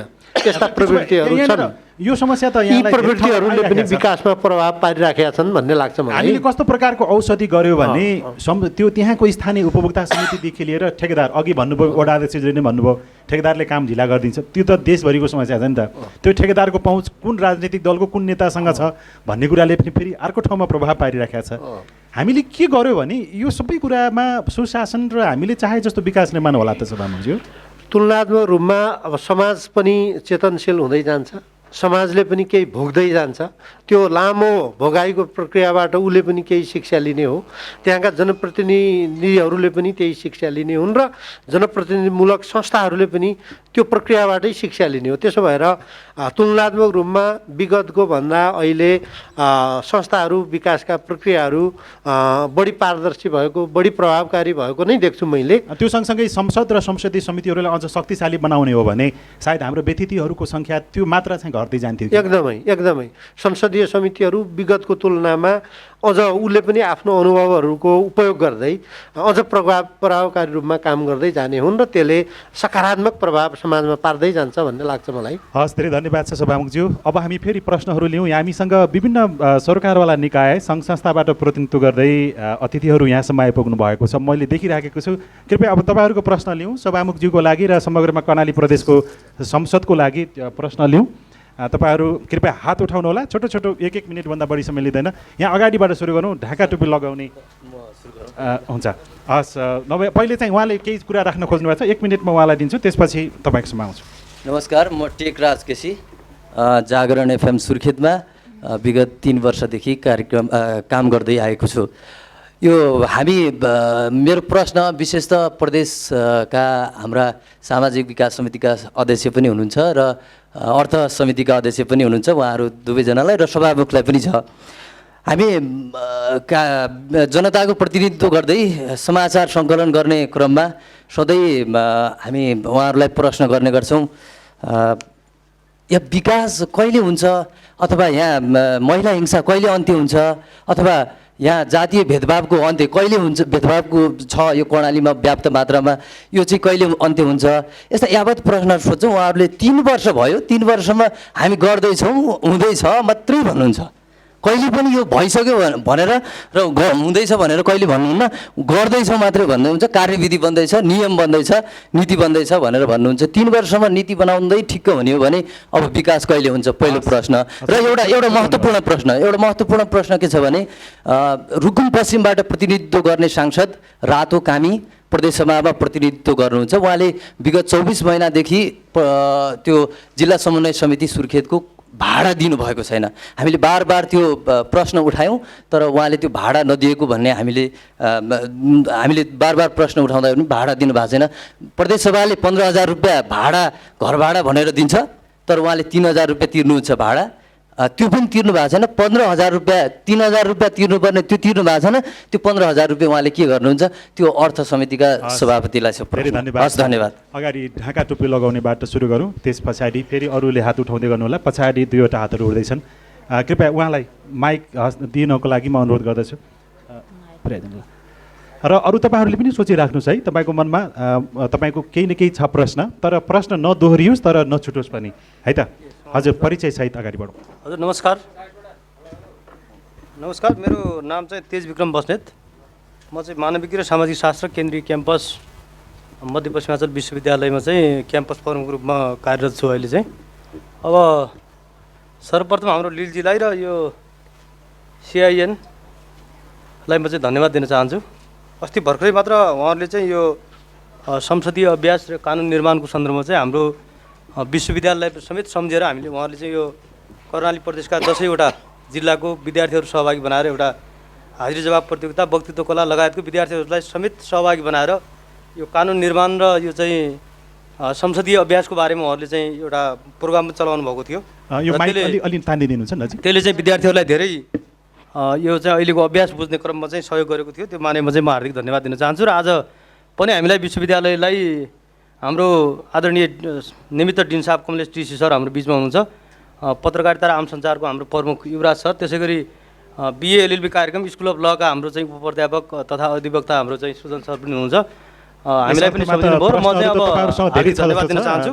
अब आज म चाहिँ एउटा यहाँ चाहिँ पब्लिकली म के कुरा राख्न चाहन्छु भने सायद मलाई लाग्छ यो आज यो हाम्रो यो चाहिँ अब पब्लिकली यो पहिलो प्रोग्राम पनि हो। हामी जुन प्रदेशमा अहिले बसिरहेका छौँ यो प्रदेशको नाम चाहिँ कर्णाली प्रदेश हो र हाम्रो देशमा जुन सङ्घीयताको अभ्यास यो प्रादेशिक जुन खालको संरचनामा जाने सङ्ख्या चाहिँ तोक्ने कुरा भएको थियो। नेपालमा 6वटा प्रदेश सहितको नेपाल सरकारले घोषणा गरेको अवस्था थियो। त्यो सन्दर्भमा चाहिँ हाम्रो तत्कालीन यो चाहिँ मध्यपश्चिमाञ्चल विकास क्षेत्र र अखण्ड मध्यपश्चिमको नाममा चाहिँ यहाँ एउटा ठुलो मुभमेन्ट सुरु भयो। त्यो जनआन्दोलनको रूप लिएको त्यो जुन खालको जनआन्दोलन थियो, त्यति बेलाको त्यो जनआन्दोलनबाट सुर्खेत लगायत जुम्ला, पश्चिम रुकुम, सल्यान, जाजरकोट लगायत धेरै ठाउँहरूमा आन्दोलनहरू भयो र त्यो आन्दोलनको बलबाट स्थापित यो कर्णाली प्रदेश हो। यसो गरौँ अब यहाँ यो मैले किन भनिरहेको छु भने कर्णाली वस्तुमा गयो भने चाहिँ अलिक छोटो हुन्थ्यो कि मैले यो ब्याकग्राउन्ड चाहिँ त्यही भएर मानिरहेको छु। यो कर्णाली प्रदेश स्थापनाका लागि 4 जना शहीद हुनुभएको थियो। यहाँ सयौँको सङ्ख्यामा चाहिँ घाइते हुनुभयो। ती 4 जना शहीदहरू हुँदै गर्दाखेरि हामीले यहाँ विभिन्न खालका चोकहरू ठाउँहरूको नामाकरणको कुराकानीहरू आएको थियो। त्यसै गरी ती आन्दोलनका घाइतेहरूलाई राज्यले चाहिँ तपाईँको निःशुल्क शिक्षा दिने, जसरी हामीले जनआन्दोलनका घाइते सशस्त्र युद्धका त्यति बेलाको सशस्त्रको आन्दोलनका कतिपय चाहिँ अहिले घाइते लगायतका नेपाल सरकारले चाहिँ एउटा निर्णय गरेको छ भने प्रदेश सरकार जुन चाहिँ जनताको बलबाट स्थापित प्रदेश सरकार सायद मलाई लाग्छ ती शहीदहरू नभएको भए अथवा ती मान्छेहरू घाइते नभएको भए जनता त्यसरी आन्दोलन नभएको भए यो प्रदेश आउने स्थिति पनि थिएन। प्रदेश नआउँदा अहिले हाम्रो यहाँको चाहिँ मुख्यमन्त्री हाम्रो माननीय सभामुख हाम्रो बिचमा हुनुहुन्थ्यो हुनुहुन्छ। थुप्रै यहाँ चाहिँ अहिले माननीय सभासदहरू अरू थुप्रै खालका संरचनाहरू हाम्रो बिचमा नहुन पनि सक्थे। कम्तीमा यो प्रदेशमा त्यो खालको योगदान दिनुभएको ती शहीदहरू र ती घाइतेहरूलाई चाहिँ शिक्षा स्वास्थ्य लगायतका क्षेत्रमा चाहिँ निःशुल्क गर्ने व्यवस्था हाम्रो सरकारले किन नगर्ने कर्णाली प्रदेश सरकारले म यो चाहिँ सभामुखजीमा ध्यान आकर्षण गराउन चाहन्छु। र हामी त्यति बेला चाहिँ अब हाम्रो बिचमा यहाँ शहीदको बहिनी पनि हुनुहुन्छ। उहाँ चाहिँ एमबिसी प्रतिष्ठान एउटा गठन गरेर उहाँहरू अगाडि बढिरहनु भएको छ। आजको सन्दर्भमा उहाँ पनि आउनु भएको छ, उहाँले पनि कुरा राख्नु होला। र मैले यो चाहिँ जेन्युन एकदमै चाहिँ धेरै ठाउँबाट यो कुरा उठेन। अहिले राजनीतिक दलहरू लगायत धेरै धन्यवाद सर यहाँको प्रश्नको लागि। महत्त्वपूर्ण क्वेसन छ र यसलाई चाहिँ एउटा खालको कार्यान्वयनको तर्फ चाहिँ जानेछ, किनभने यहाँ चाहिँ हाम्रो माननीय सभामुख लगायत माननीयजीहरू पनि हाम्रो बिचमा हुनुहुन्छ। म यो कार्यक्रम मार्फत यो कुरा राख्न चाहन्छु। र दोस्रो कुरा भनेको म अलि थोरै विकाससँग जोडेर कुरा राख्न चाहेँ। सर निकै छोटोमा राखिदिनु भयो भने यहाँ अरू धेरै प्रश्नहरू पनि लिनु धेरै कुराहरू चाहिँ आइसकेको छ। सुरुमै गर्नु पर्थ्यो वास्तवमा यो अहिले जुन जति पनि यहाँ चाहिँ सडक निर्माण अहिले सुर्खेतमा एकदमै तीव्र गतिमा अगाडि बढिरहेको छ र अरू सदरमुकाम पनि सायद यो ढङ्गले अगाडि बढिरहेको होला। यो चाहिँ सुरुमा गरेको भए पनि धेरै हुन्थ्यो। कानुन निर्माणका नाममा जुन खालको धेरै कुराहरू रोकिएको छ, अघि एकजना भाइले पनि भन्नुभयो कानुन निर्माणकै कारणले धेरै कुरा रोकिएको भने कानुन छिटो बनाउने कुरा कसरी गर्न सकिन्छ। 3 वर्ष बितिसकेको छ, 2 वर्ष बाँकी छ र अब 1 वर्ष चुनावी प्रक्रिया, अरू चाहिँ फेरि पनि जनताको बिचमा जानुपर्ने स्थिति हुनसक्छ। त्यो भएर चाहिँ अलिक छिटो छरितो अहिले डिजिटलाइज युगमा चाहिँ मान्छेलाई छिटो काम परिणाम खोजिरहेका छन्। त्यो भएर छिटो गर्नका लागि रात दिन चाहिँ खट्नका लागि पनि म चाहिँ मेरो तर्फबाट म चाहिँ सुझाव दिन चाहन्छु। धन्यवाद। धेरै धन्यवाद छ। यहाँ अगाडि 2वटा हात उठिरहेका छन्, कृपया यहाँनिर अगाडि ल्याइदिनुहोस्। यता एकदम त्यहाँ अगाडि त्यहाँ यता पनि हुनुहुन्छ, त्यसपछि त्यता आउँला है, उहाँको कुरा सुनौँ। अनि तपाईँहरूको सबैमा छ, हामी सबैको विचार लिन्छौँ। यसमा हतार नगरिदिनुको लागि पनि अनुरोध गर्दछु। छोटकरीमा राखिदिनु होला तपाईँको। नमस्कार, म रचना बाठा, मेरो घर चाहिँ यही हो, म होमस्टे कर्मी। यो छोटो मेरो प्रश्न छ। यो होमस्टे कर्णाली प्रदेशमा लगभग 42वटा होमस्टे चाहिँ अहिले विकास भइसकेका छन् होमस्टेको रूपमा। र यो पर्यटन विकास बोर्डको कुरा थोरै निस्केको थियो अघि न। यो पर्यटन विकास बोर्ड कर्णाली प्रदेशमा वैधानिकता पाएन भन्ने कुराले चाहिँ यो राष्ट्रिय पर्यटन विकास बोर्डमा हाम्रो होमस्टेलाई दर्ता प्रक्रियामा जाँदाखेरि अब हजुरहरूकै प्रदेशमा चाहिँ स्थापित हुँदैछ, त्यहीँबाटै तपाईँहरूले वैधानिकता लिएर काम गर्नुहोला भनेर हामीले वैधानिकता पाएनौँ।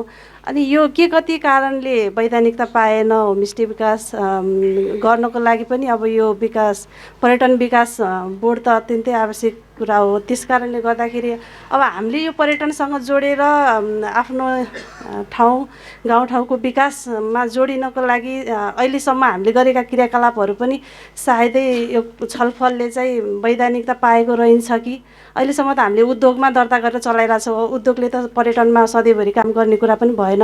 अब हामीले कर्णाली प्रदेशमा चाहिँ पर्यटनलाई अगाडि प्रवर्धन गर्नुको निमित्त चाहिँ के गर्नु पर्ला भन्ने प्रश्न हस्। धेरै धन्यवाद। उतापट्टि उहाँले पनि केही राख्न खोज्नु भएको छ छोटकरीमा। नमस्ते, मेरो नाम भगवती विषी। कर्णाली प्रदेश स्थापनार्थ शहीद हुनुभएको थियो 4 जना शहीदहरू र 4 जना शहीदमध्ये शहीद यामबहादुर विषीको बहिनी हो म र हामीले एउटा शहीद याम विषी स्मृति प्रतिष्ठान पनि खोलेका छौँ। र मेरो प्रश्न छ यहाँ उपस्थित 3 जना प्रदेश सरकारको सँग कस्तो भन्दा हामीलाई उहाँले प्रदेश सरकार गठन हुनुभन्दा जुन जति बेला आन्दोलन भइरहेको थियो 8 दिनसम्म हस्पिटलमा सब हुँदाखेरि जब हामीले सब उठाउन मानेनौँ त्यति बेला सम्पूर्ण राजनीतिक दलहरूले शहीद परिवारसँग वाचाहरू गर्नुभएको थियो। जस्तो भएको शिक्षा, स्वास्थ्य, रोजगार, त्यसपछि यो चोकको नामाकरण भयो, शालिग भयो, पार्क भयो, त्यस्तो निर्माण गर्छौँ यस्तो भनेर भन्नुभएको थियो। त्यो बाचा अहिलेसम्म पनि पुरा भएको छैन र हामीले नजिकको सरकार अनुभूति गर्दै गर्दा शहीद परिवारको एउटा पनि पीडाको कमी महसुस हामीले गर्न पाएका छैनौँ र हामीलाई यो कर्णाली प्रदेश बनेकोमा गर्व महसुस पनि भएको छैन। किनभने कुनै पनि मानिसले हरेक मानिसको आफ्ना पीडा हुन्छन् तर एउटा पनि पीडाको कमी भएन भने त्यो प्रदेश सरकार नजिक हुनुको हामीलाई कुनै अनुभूति पनि हुँदैन। आश्वासन अनुसारको व्यवहार भएकै छैन। त्यसपछि अरू प्रश्न राख्न चाहने यता उहाँको लिउँ, अघिदेखि उठाइराख्नु भएको छ, त्यसपछि तपाईँहरूको पनि लिउँला। छोटकरीमा राखिदिनु होला परिचयसहित। सर्वप्रथम त सबैजनालाई नमस्कार। मेरो नाम अञ्जली विषी। म विगत समय 8 वर्षदेखि म निर्या समाजमा काम गरिरहेको छु। मेरो प्रश्न 3 जना हाम्रो सभामुखज्यूहरूलाई छ। मेरो प्रश्न छोटो छ, धेरै लामो छैन। म के भन्न चाहन्छु भने यो लैङ्गिक विभेद कहिलेसम्म हुन्छ? यो कर्णाली प्रदेशमा लैङ्गिक विभेद अन्त्य गरिनु किन नगरिनुको कारण अहिलेसम्म हामीले झेल्दै आइपर्नु छ। किनभने हामीहरूलाई अपेला गर्ने र भेदभाव गर्ने यो कहिलेसम्म अन्त्य हुन्छ म यो भन्न चाहन्छु। किनभने यो समाजले हामीहरूलाई यो समाजका नागरिक नै होइन भनेर भन्छ। हामी यो समाजका नागरिक होइन, हामी के स्वतन्त्र रूपमा बाँच्न पाउने अधिकार हाम्रो छैन। त्यस कारणले यो समाजमा अझ पनि जनचेतनाको कमीले गर्दा हो कि तर नबुझ्नेको कारणले हो हामीहरूलाई अझ पनि अपेला छ यो कर्णाली प्रदेशमा भनेर म भन्न चाहन्छु। त्यसैले तपाईँहरू सबैले यो मेरो प्रश्नलाई धेरै ध्यान सुनिदिनु। धेरै धन्यवाद छ। हामीले केही अतिथिहरू पनि निम्ताएका छौँ, जस्तो कि विभिन्न सङ्घ संस्थाबाट प्रतिनिधित्व हुने गरी हामीसँग हासाजी लगायतका अरू कोही पनि यहाँ हुनुहुन्छ। कृपया तपाईँहरूको पनि मनमा केही छ भने चाहिँ राख्न सक्नुहुन्छ। यसो गरौँ होला, फेरि प्रश्नहरू सुन्दै जाने र यता जवाफ दिनुको लागि बिर्सँदै जाने होला जस्तो चुनौती देखियो। फेरि हामी अहिले अतिथिहरूको जवाफ लिउँ, त्यसपछि छोटकरीमा फेरि तपाईँहरूसम्म नै पुग्नेछौँ।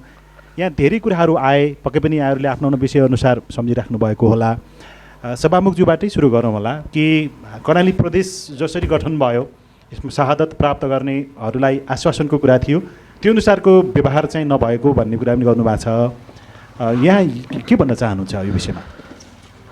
एकदमै संवेदनशील प्रश्न हो यो भन्ने ठान्दछु म। प्रश्नकर्तालाई धेरै धेरै धन्यवाद पनि दिन चाहन्छु, किनभने यो सङ्घीयता र यो प्रदेश स्थापनाकै जगमा यो प्रश्न उभिएको छ भन्ने लाग्दछ मलाई। यी प्रश्नहरूका समाधानबाट नै प्रदेशहरू सबल हुने हुन्, सक्षम हुने हुन् भन्ने लाग्दछ मलाई। जहाँसम्म प्रदेशहरू यो प्रदेश स्थापना नभएको भए यहाँ कुनै मान्य पनि हुने थिएन, कुनै सभामुख पनि हुने थिएन। यो प्रदेश भएको हुनाले नै भयो भन्ने प्रश्न हाम्रो सरले गर्नुभएको छ। यसको सन्दर्भमा कुरा गर्दाखेरि कर्णाली प्रदेशै नभए पनि सङ्घीयता हुने थियो, यहाँबाट जनप्रतिनिधित्व हुने थियो, यहाँको कोही मन्त्री पनि हुने थियो, कोही सभामुख पनि हुँदो हो सम्भवतः, त्यो खाली हुने थियो भनेर त म बुझ्दिनँ। तर हामीले चाहेको, हामीले खोजेको प्रदेश नै स्थापना भयो। त्यस प्रक्रियामा, त्यो स्थापनाको दौरानमा यहाँहरू सबैले, मैले अघि सुरुमा पनि निवेदन गरेँ कि सम्पूर्ण जनताको आफ्नै सहभागिता, आफ्नै त्याग र आफ्नै बलिदानीबाट हामीले यो व्यवस्था स्थापना गरेका हौँ र अझ विशेषतः कर्णाली प्रदेश आफ्नै बलबुताले स्थापना भएको प्रदेश हो। त्यसका लागि त्यो योगदानको, त्यो बलिदानीको एकदमै महत्त्व रहनु पर्दछ, जीवन्त रहनु पर्दछ भन्ने कुरा मलाई लाग्दछ। र जहाँसम्म सरकारको प्रसङ्ग हो, आश्वासनले जसरी जस्तो त्यति बेलामा शहीद भएका परिवारका आफन्तहरूसँग सदस्यहरूसँग आश्वासन चाहिँ धेरै पाइयो, तर 3 वर्ष बित्दाखेरि पनि त्यो व्यावहारिक रूपमा भएन भन्नुभएको छ। अब के गर्नुहुन्छ यहाँले सुनेर? एकदमै एउटा जनप्रतिनिधिमूलक संस्था, जनप्रतिनिधि हुनुको नाताले यहाँहरूले जो एउटा पीडाबोधका साथ जो महसुस गर्नुभएको छ र प्रश्न गर्नुभएको छ त्यसको प्रतिनिधित्व गर्दै सरकारलाई हामीले यस विषयमा आवश्यक ताउनरूप उहाँहरूलाई चाहिने झकझकाउनेछौँ। हामीले संस्थागत रूपमा निर्देशन दिनेछौँ। यो यहाँको प्रश्न अत्यन्तै संवेदनशील छ। मैले अघि नै पनि भने अर्को केही साथीहरूले चाहिँ 3 वर्ष भइसक्यो कानुन बनाउँदैछौँ मात्रै भन्ने राख्ने, 5 वर्ष बित्दाखेरि चाहिँ के भन्ने हो भनेर पनि सोध्नु भएको छ। यो कानुन बन्ने प्रक्रिया निरन्तरको प्रक्रिया हो। विकास भन्ने प्रक्रिया पनि निरन्तरको प्रक्रिया हो। आजका दिन सुरु हुने र यो दिनमा अन्त्य हुने भन्ने हुँदैन। कानुनको प्रक्रिया पनि त्यही हो। त्यसैले यो निरन्तरको प्रक्रिया भएको हुनाले निरन्तर यो चलिरहन्छ।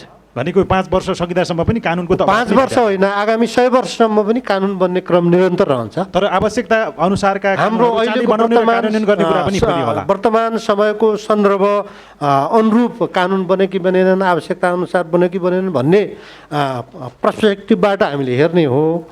तर यो निरन्तरको प्रक्रिया हो। अनि केही लैङ्गिक हिंसा चाहिँ कहिलेसम्म सहने भनेर एकजना तेस्रो समुदायबाट यो पनि अत्यन्त संवेदनशील प्रश्न हो।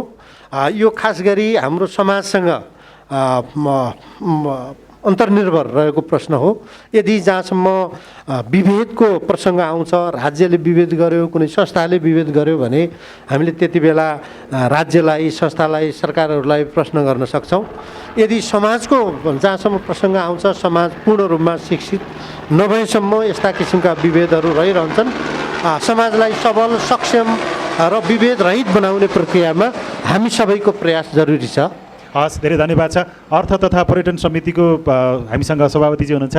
यो हामीले होमस्टेको व्यवसाय गर्न खोज्ने, तर हामीलाई त्यो दर्ता कसरी गर्ने, के गर्ने भन्ने सन्दर्भमा यहाँले पनि प्रश्न त सुनिसक्नु भएको छ। छोटकरीमा जवाब दिनु होला यहाँले। बहिनी रचना बाठाजीले उठाउनु भएको प्रश्न, यो पर्यटन विधेयक समितिबाट पास भएर हाउसमा जाने प्रक्रियामा छ र यो तुरुन्तै हाउस चल्ने बित्तिकै पर्यटनको विधेयक पास हुन्छ। यसका अब पर्यटन प्रवर्धन विकास समृद्धिका लागि बाटाहरू अथवा ढोकाहरू खुल्छन्। अब तपाईँले यसरी अब अन्यलमा बस्नुपर्ने स्थिति रहँदैन। धेरै धन्यवाद छ। त्यसै गरी सामाजिक विकास समितिका अध्यक्षजी केही राख्न चाहनुहुन्छ? यहाँहरूले जुन प्रश्न राख्नुभयो समग्रमा केही भन्नुपर्ने कुरा छ कि यहाँको तर्फबाट? हजुर, मैले यो जागरण एफएमको टेकराजीले राख्नु भएको छ र अर्को अञ्जली बिसीले राख्नु भएको छ। दुईवटा विषय मात्रै। जस्तो छुवाछुत भेदभाव भन्ने कुरा यो कानुनले अल्झाएको कुरा पनि होइन र यति वर्षमा सक्छौँ भन्ने कुरा पनि होइन। उहाँले अब कसरी बुझ्नुभयो, हामीसँग फोनमा बेला बेलामा कुरा पनि भइरहेको छ। हामी प्रयासरत छौँ भनेको मान्छेको भावना र चिन्तन परिवर्तन गर्ने प्रयास हो कि हामीले। कानुनी रूपमा त कुनै अभाव छैन। छुवाछुत नगर भनेर हामीले आफूले भन्ने कि उसको भावनाबाट आउने। यहाँ त मान्छेको कामअनुसार, दर्जाअनुसारको व्यवहार, हामीसँग सामान्य चिन्तन यति छ बलियो गरी बसेको। यसलाई जब हामी सक्छौँ त्यति बेला मात्रै भेदभाव अन्त्य हुन्छ, मैले यो भने। र अञ्जली बहिनीको कुरा चाहिँ यहाँ अब उहाँहरूको पहिचानदेखि हरेक कुराहरू उठिरहेछ। हाम्रो आफ्नो समितिमा पनि यो मुद्दालाई कसरी सरकार मार्फत उहाँहरूको एउटा समाजमा अब सम्मानपूर्वक बाँच्न पाउने पहिचान स्थापित गर्ने भन्ने कुरामा हामी चिन्तित नै छौँ। उहाँसँग हामी छुट्टै बसेर सामाजिक विकास विधेयक बनाउने कि के बनाउने हामी छलफलमै छौँ। उहाँहरूको पहिचानको निम्ति हामी केही गर्छौँ। धेरै धन्यवाद छ यहाँहरू तिनैजनालाई आफ्नो अहिलेसम्मको यो प्रश्नको जवाबको लागि। तपाईँहरूसँग केही न केही पक्कै पनि छ होइन? अब हामी झन्डै अब आधा घन्टाभन्दा थोरै समय मात्रै हामी बाँकी छ। अहिले हामी ठ्याक्कै 16 दिने लैङ्गिक हिंसा विरुद्धको 16 दिने अभियान अन्तर्गत छौँ र लैङ्गिक हिंसासँग सम्बन्धित अथवा यो नीतिसँग सम्बन्धित केही तपाईँहरूको प्रश्न छ भने केही लिइराखौँ। तपाईँहरूमध्ये हामीसँग केही अतिथिहरू वीरेन्द्रनगरबाट पनि आउनुभएको छ। केही राख्न चाहनुहुन्छ तपाईँहरू? मैले तपाईँको कुरा अघि सुने, त्यो विषयमा फेरि छलफल गरौँला। यता कोही हुनुहुन्छ अरू? यो मास्क लगाउने तपाईँ केही राख्न चाहनुहुन्छ जस्तो छ। उहाँलाई एकपटक माइक दिनुहोला।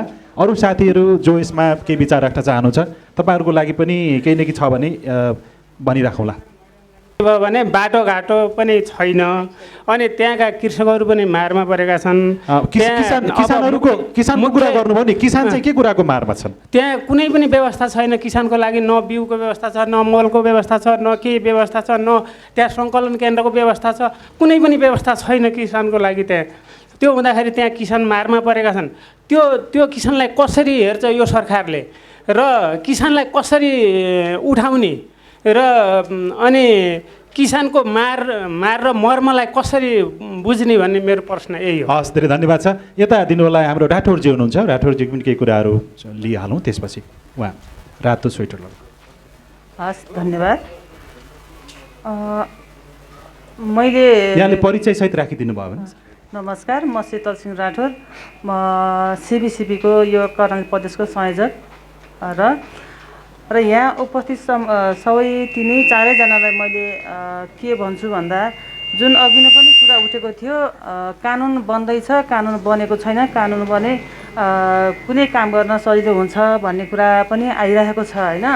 तर जति कानुन बनेको छ यही कानुन साँच्चै फेतोलो नभएर पर्याप्त राम्रोसँग सदुपयोग गर्ने भने यही कानुन पर्याप्त छ जस्तो मलाई लाग्छ होइन। जुन जातभात के अरे विभेद गर्नु हुँदैन त्यो कानुन छ, खै त्यो कानुन मानेको हामीले? त्यो कानुन कसले मान्ने त होइन। र हामीले भुरो हत्या भइरहेछ, हामीले अब पछि गएर हामीले छोरी कहाँबाट ल्याउने हो भन्ने अवस्था पनि नआउला भन्नु पनि सकिँदैन। जति पनि हामी गर्भपतन हामी गरिरहेका छौँ, लिङ्ग पहिचान गरेर भुरो हत्या भइरहेको छ, त्यसको पनि कानुन छ। त्यो कानुन खै हामीले कार्यान्वयन गरेको? जुन अब नागरिकताको कुरा आउँछ, नागरिकता अब त्यो समस्या परेपछि आमाको नाममा त हामी नागरिकता दिन सक्छौँ भन्ने कुरा आएको छ, पाउँछौँ भन्ने कुरा आएको छ। हामीले नागरिकता खै त पाएको?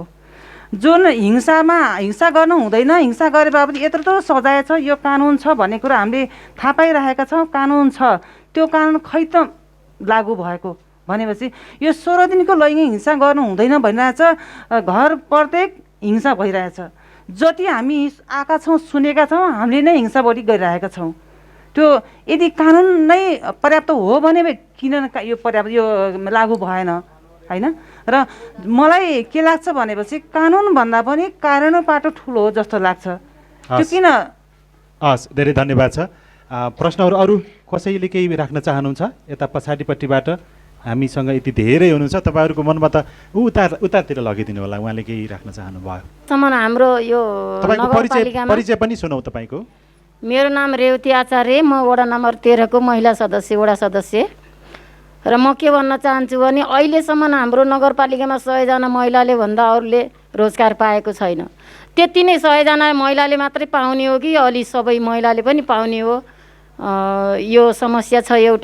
एउटा युवा रोजगारहरू भनेर रेडियोमा आइरहन्छ, तर युवाहरूले अहिलेसम्म केही रोजगार पाउनु भएको छैन, बेरोजगारमा बस्नु भएको छ। यो हाम्रो वडामा एकदम समस्या। मैले यति भन्न चाहेँ। हस् त, धन्यवाद। हस्, धेरै धेरै धन्यवाद छ तपाईँको प्रश्नको लागि। अरू कोही हुनुहुन्छ? तपाईँको अघि पनि छ जस्तो लाग्छ, उहाँको लिउँ। तपाईँको केही कुरा आइसकेको छ? ठिक छ। सबैलाई मेरो नमस्कार। मेरो नाम सावित्रा बसेलो, म यही वडाको वडा सदस्य हो। र मैले प्रश्न गर्न खोजेको सभामुखलाई ज्यूलाई हो। हाम्रो वडामा धेरै जति सुकुम्बासी जनताहरू मात्रै हुनुहुन्छ धेरै। अनि यो सुकुम्बासी जनताहरूको प्रश्न हामी चुनावमा उठ्नुभन्दा पहिल्यै पनि हामीले उहाँको घर दैलोमा जाँदा हामी समस्या समाधान गर्छौँ भनेर यहाँसम्म आएका थियौँ, तर हामी सफल हुन सकेका छैनौँ। र त्यो सुकुम्बासीहरूको निम्ति त्यो पूर्जा कहिलेसम्म उहाँहरूले पाउनुहुन्छ त्यो जानकारी पाउन चाहे। र उहाँहरूले एउटा कृषि कार्यक्रमबाट सुविधा धेरैले लिनुभएको छ। अब हाम्रोमा धेरै जति सुकुम्बासी हुनुहुन्छ, कृषिमा को सुविधा लिनलाई उहाँहरूले पूर्जा चाहियो। पूर्जा बिना त केही पनि नहुँदो रहेछ। एउटा धितो राख्नलाई। हजुर, कहिलेसम्म हाम्रो उपलब्ध हुन्छ यो वडामा? हामीले त्यही प्रश्न। धेरै धन्यवाद। यता यहाँनिर पछाडि पनि छ दुईटा हातहरू। पहिले उहाँको यो ढाका टोपी लगाउने मास्क लगाउँदै हुनुहुन्छ नि, उहाँको लिउँ। छोटकरीमा राखिदिनु होला है। सबैलाई नमस्कार। म डम्बर दाहाल, सरस्वती प्रावि गरगरे, वीरनगर 13 को प्र। र म के प्रश्न गर्न चाहन्छु भने हामी जुन यो प्रदेश सरकारको उपस्थिति भयो हाम्रो यो वडाको सुगम ठाउँमा, त्यसको लागि म धन्यवाद दिन चाहन्छु र यो सुगम ठाउँ हो। योभन्दा पनि विकट दैलेखको गुराँस गाउँपालिकासम्म जोडिएको वडा हो यो। अघि नै भन्नुभयो सामाजिक विकास समितिको सभापतिज्यूले हाम्रो यो उच्च शिक्षाको मात्रै व्यवस्थापन गर्ने कुरा हाम्रो प्रदेशको चाहिँ हो भनेर भन्नुभयो। कानुनभन्दा बाहिरका कुराहरू हामी गर्न मिल्दैन। तथापि यो आधारभूत तह र मावि तहको शैक्षिक गुणस्तर वृद्धि गर्नको लागि प्रदेश सरकारको के कस्तो योजना छ? जो उच्च के भन्छ माविसम्मको लागि यो पालिकालाई चाहिँ जिम्मा पाएको अवस्था छ, तैपनि पालिकाले नसकेका कुराहरू उहाँहरूले पनि केही कुराहरू सहयोग गर्न के कस्तो योजनाहरू बनाउनु भएको छ शैक्षिक गुणस्तर वृद्धिको लागि, त्यही भन्न चाहन्छु। हस्, धेरै धेरै धन्यवाद छ। पछाडिपट्टि दुईजनाले हात उठाउनु भएको छ, उता लगिदिनुको लागि म अनुरोध गर्छु। म हासा मल्ल मुख्यमन्त्री तथा मन्त्री परिषदको कार्यालयमा प्रदेश तथा स्थानीय शासन सहयोग कार्यक्रममा कार्यरत छु। आजको यो कार्यक्रममा यो इस्यु बेसमा चाहिँ डिस्कसन भइरहेछ। त्यसमा चाहिँ मेरो प्रश्न हाम्रो सामाजिक विकास समितिको म्याडमलाई छ। खासमा चाहिँ यो लैङ्गिक हिंसा विरुद्धको चाहिँ 16 दिने अभियान जुन चलिरहेछ, कर्णाली प्रदेशमा पनि यो लैङ्गिक हिंसाका इस्युजहरू चाहिँ धेरै इस्युजहरू चाहिँ आएका छन्। विशेष गरी यो जाँड रक्सी खाएर चाहिँ घरमा हिंसा गर्ने, बालविवाह, बहुविवाहका इस्युजहरू पनि अहिले पनि आइडेन्टिफाई भएर आएका छन् भने यसलाई एड्रेस गर्नको लागि कर्णाली प्रदेश सरकारले लैङ्गिक हिंसासँग रिलेटेड जेसी पोलिसीको जुन कुराहरू छ त्यो प्रदेश स्तरमा बनिसकेको अवस्था छैन। त्यसै गरी चाहिँ स्थानीय स्तरमा पनि जुन प्रदेश सरकारले बनेको कानुनको मातहतमा रहेर स्थानीय सरकारले पनि कानुन बनाउनु पर्ने थियो, त्यो जेसी पोलिसी जुन पोलिसी लेभलमा नीति निर्माणको तहमा हुनुपर्ने ग्याप चाहिँ भएको छ। त्यसलाई चाहिँ कहिलेसम्म चाहिँ हामी त्यो जेसी पोलिसीको रूपमा चाहिँ यो ड्याग ग्रुपको इस्युलाई चाहिँ एड्रेस गर्ने पोलिसी बनाउन सक्छौँ, एउटा क्वेसन त्यहाँनिर रह्यो। र त्यसै गरी अरू संस्थागत संरचनाको कुराहरू छ। अहिले पनि हामी सङ्घीय सरकारको चाहिँ जेसी पोलिसीको कुरा गर्दाखेरि सङ्घीय सरकारको GESI policy, GESI and social इन्क्लुजनको पोलिसी चाहिँ ड्राफ्टको स्टेजमा छ।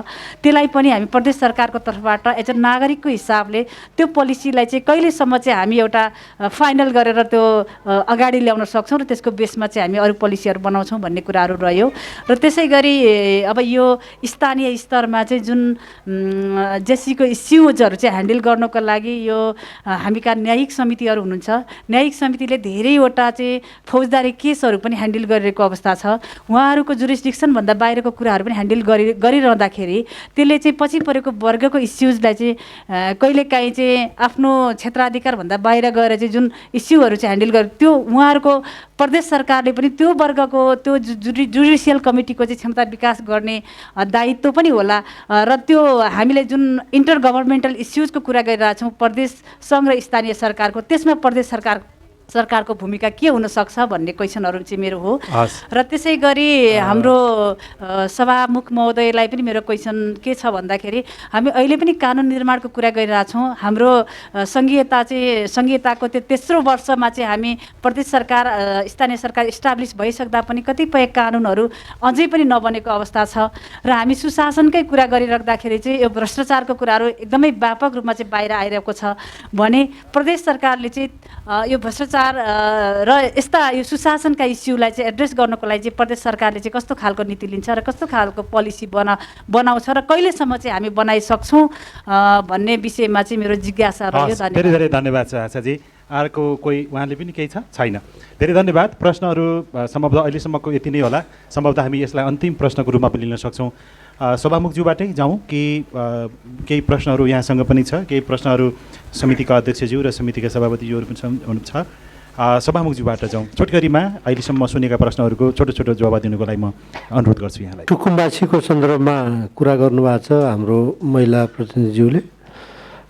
सुकुम्बासी आयोग बनाएको छ सरकारले त्यो समाधान गर्नलाई। मलाई लाग्छ आयोग एकदमै रफ्तारमा काम गरिरहेछ आफ्नो टिओआर अनुसार। सबै जिल्लाहरूमा ती समितिहरू बन्ने चरणमा रहेको जस्तो लाग्छ। केही राजनीतिक अन्तर्विरोध, सत्तारूढ पार्टीको राजनीति पार्टीको अन्तर्विरोधका कारणले होला त्यो जिल्ला स्तरमा आयोगहरू बन्न सकेका छैनन्। सत्तारूढ पार्टीमा त्यो अन्तरसङ्घर्ष जो छ त्यो समाधान भयो भने तुरुन्त यो होला, नभए पनि राज्यले आफ्नो काम अगाडि बढाउला भन्ने लाग्छ मलाई। त्यसो भयो भने यो कार्यकालमै आफ्नो कार्यकालमा उहाँहरूले सुकुम्बासीको समस्या पूर्ण रूपमा समाधान गर्ने प्रतिबद्धता व्यक्त गरेको मिडियाहरू मार्फत हामीले पनि सुनेका छौँ। आशा गरौँ त्यो अवश्य पनि समाधान हुनेछ। जहाँसम्म यो महिला हिंसा घरेलु हिंसा सम्बन्धी प्रदेश स्तरमा कानुन निर्माण भयो कि भएन र त्यसको अवस्था के छ भन्ने मनसायको एउटा प्रश्न जस्तो लाग्छ मलाई। लैङ्गिक नीतिको निर्माणको क्रम कहाँसम्म छ? खास गरी हामीले हाम्रो प्रदेश सभामा घरेलु हिंसा सम्बन्धी एउटा विधेयकको रूपमा एउटा प्रस्ताव हाम्रो प्रदेश सभामा उपलब्ध भएको थियो। संविधानले हामीलाई केही निश्चित दायराभित्र रहेर कानुन निर्माण गर्न भनेर हाम्रा अधिकारका विशेष सूची अनुसूचीमा व्यवस्थित गरेको छ। त्यसभित्र हामीले हेर्दाखेरि घरेलु हिंसा भनेको फौजदारी एउटा चाहिँ नि कानुनसँग सम्बन्धित कानुन भएको हुनाले यो हामी प्रदेश सभाको कार्यक्षेत्रभित्र परेन। त्यसैले यो तपाईँहरूले फिर्ता लिनुहोस् भनेर हामीले सरकारलाई भनेका छौँ।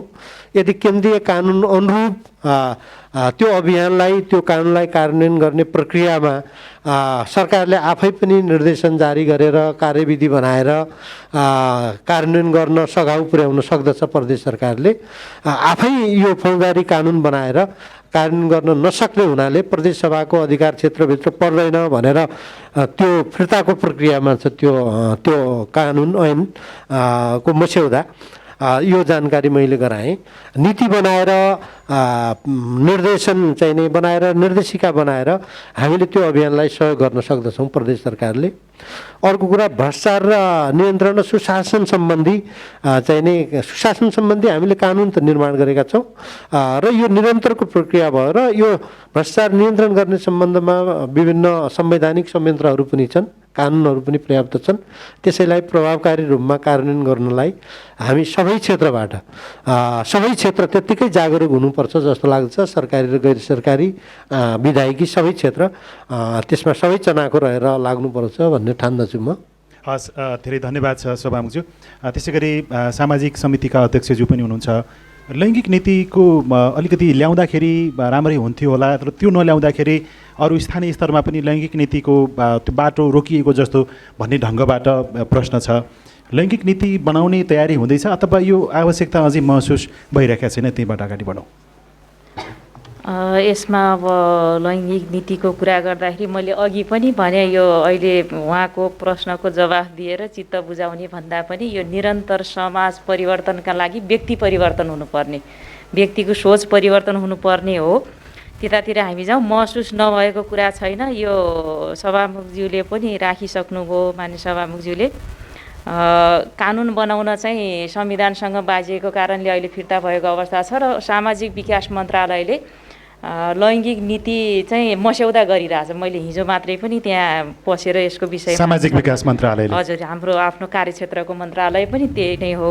त्यहाँ कुरा भएअनुसार यो नीति चाहिँ मस्यौदा भइरहेछ र भनेको अब अझै 2 वर्ष नै लाग्ला कि अथवा नीति बनाउनलाई 2 वर्ष लाग्दैन। उहाँहरूले आफ्नो मन्त्री परिषदबाट अथवा मन्त्री स्तरबाट पनि बनाएर जान सक्नुहुन्छ। त्यसकारण यो समयको हिसाबले त्यति लाग्दैन। तर मैले यो समग्र कुरा के मात्रै राखौँ भने कानुन बनाइसकेपछि राज्यले त्यसको जानकारी कानुनी साक्षरता तलसम्म लैजानुपर्छ कि त्यो उल्लङ्घन गरेपछि कारवाही गर्ने मात्रै भन्दा पनि अग्रिम जानकारी नागरिकलाई दिनुपर्छ। र एउटा यो भावना सामाजिक कुराहरू, लैङ्गिक समानताका कुराहरू, विभेदका कुराहरू चाहिँ एकअर्काको हाम्रो मनसँग जोड्यो। अहिले कानुन त यति बलियो छ। मैले एउटा उदाहरणको रूपमा यहाँलाई भने कार्यान्वयन पनि भइरहेछ।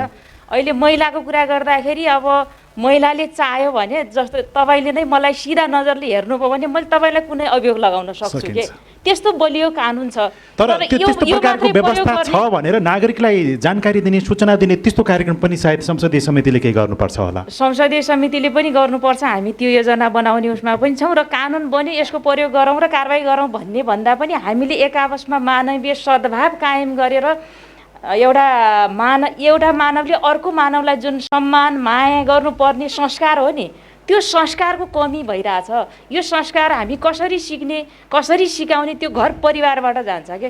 घर परिवर्तन जस्तो हामी कुनै बेला यही 16 दिने अभियानकै बेला पनि योभन्दा विगतको नारा थियो घर शान्ति नै विश्व शान्तिको आधार। हामीले बच्चालाई संस्कार दिने त आमा बुवाले आफ्नो घरबाट हो नि त। त्यसकारण यो सामाजिक कुरीति कुसंस्कार विभेदहरूको जड चाहिँ हाम्रो घरसँग म व्यक्तिसँग जोडिएको छ। समाज परिवर्तन गर्न गाह्रो छैन, व्यक्ति परिवर्तन हुन गाह्रो छ। त्यतापट्टि हामी सङ्कल्प गरौँ र सरकारले कानुन बनाउन नसके पनि नीति र सङ्कल्प प्रस्ताव पास गरेर यो काम गर्न सक्छ सामाजिक क्षेत्रको। र त्यो गर्नेतिर हामी समितिले पनि उहाँहरूसँग लबिङ गरिरहेछौँ, छलफल गरिरहेछौँ र नीति पनि ड्राफ्ट भइरहेको छ। हामी त्यसमा धेरै धन्यवाद छ। अर्थ समिति सभापतिजीसँग केही छ कि अहिलेसम्मको यो प्रश्न विचारहरू सुन्दाखेरि केही भन्नुपर्ने केही यहाँलाई छ लागेको छ भने थोरै यहाँलाई समय दिउँ, त्यसपछि फेरि हामी सभामा। यसो त मलाई आएका सरकारवाला मित्रहरूका जिज्ञासा 2-3टा छुटी जस्तो लाग्छ मलाई। तोकेरै भन्नुभएको एकजना सल्यानको भाइले त्यो भौतिक पूर्वाधार निर्वाचन क्षेत्र कोष किन विभेद हुन्छ त्यहाँको मान्यज्यूसँग तपाईँ एकचोटि अन्तर्क्रिया गर्नु होला। क्षेत्रमा जता जता भोट उतै उतै चाहिँ नोट भनौँ न, त्यसो त कार्यविधिमा त्यसो भनेको छैन। त्यसो किन भयो त्यहाँको मान्यसँग एकचोटि अन्तर्क्रिया गर्नु होला। त्यसलाई कडाइ गर्नको लागि यहाँको समितिले के गर्ला अथवा निगरानी गर्ने अनुगमन गर्ने? हामी अनुगमन गर्छौँ कहाँ विभेद भएको छ, कहाँ पक्षपात भएको छ, होइन कहाँ असमानता असन्तुलन भएको छ, त्यसलाई असन्तुलन नगर्ने। अब भौतिक पूर्वाधार निर्माण क्षेत्र भनेपछि माननीयजीहरूको आफ्नो निर्माण क्षेत्रमा जाँदा जनताले उठाएका समस्याहरूको सम्बोधन गर्नका लागि त्यो वितरण गर्न भनेर दिइएको 5 करोडको बजेट हो। प्रत्येक निर्वाचन क्षेत्रमा 24वटा निर्वाचन क्षेत्रमा 1 अरब 92 करोड रुपियाँ विनियोजन गरेको छ कर्णाली प्रदेश सरकारले। त्यो मेरो निर्वाचन क्षेत्र पनि हो र त्यहाँको सल्यानको माननीयको निर्वाचन क्षेत्र पनि हो। किन विभेद भयो, किन असन्तुलन भयो, किन भोटरलाई मात्रै दिनुभयो, त्यहाँको आवश्यकता त्यहाँको अब के हो त्यहाँ गएर एकचोटि तपाईँ छलफल गर्दा राम्रो होला है। त्यसको बारेमा यहाँलाई सिधै टेलिफोनबाट केही जानकारी भयो भने यहाँले पनि त्यसको त केही हामी पनि अनुगमन गर्न सक्छौँ। पक्षपात अर्को पनि छ जस्तो महिनाको 15,000 चाहिँ घरबाटको लागि पाउने तर 3,000 रुपियाँ घरबाट नतिर्ने व्यवस्था पनि। म जवाब दिन्छु, 3टा प्रश्नको जवाब दिन बाँकी छ। हाम्रो वडा अध्यक्षले माननीय खल्तीबाट योजना जान्छ, हामीले चाहिने योजना तर्जुमाबाट योजनाहरू छनौट गरेर पठाउँछौँ भन्ने कुरा गर्नुभयो। त्यो यहाँको माननीय एमलाल कडेलज्यू मार्फत अथवा यो निर्वाचन क्षेत्रको माननीयज्यू मार्फत भएको भए उहाँलाई हामी बुझौँला होइन। यो कस्तो हुन्छ भन्दाखेरि जिल्ला परिषदबाट आउने गर्छ, नगर परिषदबाट आउने गर्छ र हामी पनि माननीयहरू निर्वाचन क्षेत्रबाट आएका माननीयहरू पनि एउटा स्रोत हो र प्रस्तावक हुने एउटा योजना तर्जुमाको प्रक्रिया अनुसार अब उहाँहरूले वीरेन्द्रनगर नगरपालिकाको परिषदबाट अथवा सुर्खेत जिल्ला परिषदबाट योजना तर्जुमा तल गाउँ बस्तीबाट आएका योजनाहरूलाई प्रस्तावित गर्ने क्रममा कहाँ खल्तीबाट गयो कहाँ अब छुट्यो है त्यो निगरानी चाहिँ यहाँहरू पनि त्यो कुरा हामी निगरानी गर्छौँ। अरू केही छ? बाँकी दिनहरूमा अघि भाइ जागरण एफएमको भाइ केसीजीले भन्नुभएको कुरा माननीय रातोकामी रुकुम क्षेत्र नम्बर 1 को माननीयले 300 घरबाट बुझाउनुहुन्छ, 1500 भाइ कता गयो त्यो कुरा उहाँसँग हामी बुझ्छौँ होइन। उहाँले 3 वर्षदेखि नतिरेको कुरा पनि आयो, अब तिर्नु त पर्छ घरबाट। एकचोटि मैले एफएममा सुने पनि थिएँ समाचार दसैँ अगाडि अथवा पछाडि यस्तैमा खुब माननीयले चाहिँ घरबाट बुझाउनु भएको छैन भन्ने कुरा मैले सुने हो। त्यो कुरा आज आयो। अब यहाँले चाहिँ त्यसको नीति खोजी हामी गर्छौँ। अब यी यस्तै कुराहरू बेला बखतमा अब भेटघाट भयो, खुसी लाग्यो र हामी तपाईँहरूप्रति नतमस्त भएर गम्भीरतापूर्वक अब हाम्रो ठाउँबाट कर्णाली प्रदेशका मतलब अब जनताको सेवाको निमित्त विकास निर्माणलाई अथवा नीति नियमलाई तपाईँसँग जोडेर निर्माण गर्ने र यसलाई कार्यान्वयन गर्ने सम्बन्धमा सरकारलाई हाम्रो संसद सम्माननीय हाम्रो सभामुख मार्फत हामी सरकारलाई गम्भीर बनाउने र परिणाम निकाल्ने अब अलिकति चाहिँ मतलब हामी गम्भीरतापूर्वक लाग्ने प्रतिबद्धतासहित म बिदा हुन्छु। नमस्कार। हस्, धेरै धन्यवाद छ। अब हामी कार्यक्रम हेलो सांसद यो सभामुखसँग जनताको सवाल हो। यो हामी आज कर्णाली प्रदेशबाट यो कार्यक्रम उत्पादन गरिराखेका छौँ। म केही सभामुखज्यूसँग छोटा मिठा सवाल जवाफ गर्छु, त्यसपछि यसलाई हामी समापनको क्रममा लैजानेछौँ। कृपया धैर्य त अझै राखिदिनुको लागि म अनुरोध गर्दछु केही समय। सभामुखज्यू, अरू ठाउँमा जाँदाखेरि संसदीय समितिलाई परिचालन गर्नको लागि बजेटको अभाव भएको अथवा केही समितिहरू अलिकति क्षेत्राधिकारभन्दा माथि गएको भन्ने जस्तो पनि सुनियो। कर्णाली प्रदेशमा बजेटको अवस्था कस्तो छ र संसदीय समितिहरूको क्षेत्राधिकार अनुसारको व्यवहार कतिको छ कि छैन, यसबारेमा के कुरा गरौँ? होइन, संसदीय समितिहरू सक्रियतापूर्वक लागिरहनु भएको छ। हाम्रो प्रदेशका सभाका संसदीय समितिको सन्दर्भमा कुरा गर्दाखेरि हामीले भर्खरै निर्वाचन मार्फत समितिहरूको नेतृत्व पाएका छौँ लामो समयसम्म यहाँको आन्तरिक शक्ति सन्तुलनका आधार कारणले गर्दाखेरि ज्येष्ठ सदस्यको नेतृत्वमा समितिहरू सञ्चालन हुँदै आएको थियो। ज्येष्ठ सदस्यको नेतृत्वमा भए पनि उहाँहरूले निरन्तर रूपमा संसदीय काम कारबाहीहरू गरिरहनु भएको थियो। अहिले नयाँ उत्साह, स्पिरिट र उद्देश्यका साथ नयाँ नेतृत्व आएको छ र उहाँहरू आफ्नो काम गराएको प्रारम्भिक चरणमा हुनुहुन्छ। समितिलाई अर्थको केही समस्या त छैन? अर्थको समस्या हुँदैन, अर्थको समस्या हुँदैन। उहाँहरू एकदम उत्साहका साथ काम गर्न सक्नुहुन्छ, तर परिणाम आउने गरी गर्नुपर्छ भन्ने मान्यता राख्दछौँ हामी। एउटा परम्परागत एउटा प्रक्रिया निर्वाह गर्नुभन्दा पनि आउटपुट आउने गरी चाहिँ काम गर्नुपर्छ भन्ने मैले उहाँहरूलाई भनेको छु। समितिहरूमा सरकारको छाया अथवा कुनै मन्त्रीको छाया देखिने अथवा समितिहरूले बढी मानव कुनै पक्ष र विपक्षमा भएकै कारणले गर्दाखेरि समितिले अलि च्याप्न खोज्ने खालको त्यस्तो त यहाँ त्यस्तो छ कि छैन? त्यस्तो देखिएको छैन। कर्णाली प्रदेशमा समिति प्रभावकारी रूपमा समितिहरूले काम गरिराख्नु भएको छ। कुनै मन्त्री र सरकारको कारणले गर्दाखेरि समितिहरूले काम गर्न नसकेको वातावरण छैन? त्यो अवस्था छैन। त्यो सँगसँगै खुल्ला संसदको अभ्यास यो विश्वव्यापी रूपमा छ, नेपालले स्वीकार गरेको छ र सङ्घीय स्तरमा र प्रदेश स्तरमा यसको अभ्यासहरू चलिराखेका छन्। कर्णाली प्रदेशमा तल्लोभन्दा तल्लो स्तरको नागरिक र तथाकथित माथिल्लो स्तरको नागरिकको पनि त्यसमा पहुँच रहोस् र ऐन कानुन निर्माणको सन्दर्भमा काम गर्न सकियोस् भन्नको लागि यहाँको अभ्यास के छ कर्णाली प्रदेशको? खास गरी हामीले खुल्ला संसदको अवधारणालाई विगत समयदेखि नै घोषित वा अघोषित रूपमा हामीले अवलम्बन गर्दै आइरहेका छौँ। खास गरी प्रदेश सभा सञ्चालन हुने भनेको प्रदेश सभा सञ्चालन सम्बन्धी नियमावलीका आधारमा हामी प्रदेश सभा सञ्चालन हुने हो, प्रदेश सभा सचिवालय सञ्चालन हुने हो। त्यसका हाम्रो यो नियमावलीमा, सञ्चालन सम्बन्धी नियमावलीमा व्यवस्था नभए पनि त्यो खुल्ला संसदको अवधारणालाई आत्मसात गर्दै हामीले कतिपय सन्दर्भमा हामी सरकारवालासँग, जनतासँग हामी पुगेर उहाँहरूका सरकारहरूलाई हामीले सुन्ने गरेका छौँ र सम्बोधन गर्ने प्रयास गरेका छौँ। कुनै ऐन कानुनको मस्यौदा बनाउँदाखेरि त्यो चाहिँ जस्तो संसदको समितिमै आउने कुरा अथवा कुनै त्यस्तो पाएको पर्ने ठाउँमा छलफल सुझाव लिने त्यस्तो अभ्यासहरू 100मा 100% नै राम्रै भइरहेको छ कि अथवा 75-50%सम्म हामी पुग्न सक्यौँ? होइन, मैले अघि नै निवेदन गरेँ हाम्रो संसद सञ्चालन सम्बन्धी, प्रदेश सभा सञ्चालन सम्बन्धी नियमावलीमा जनतासँग जानुपर्छ भन्ने त्यो प्रबन्ध छैन।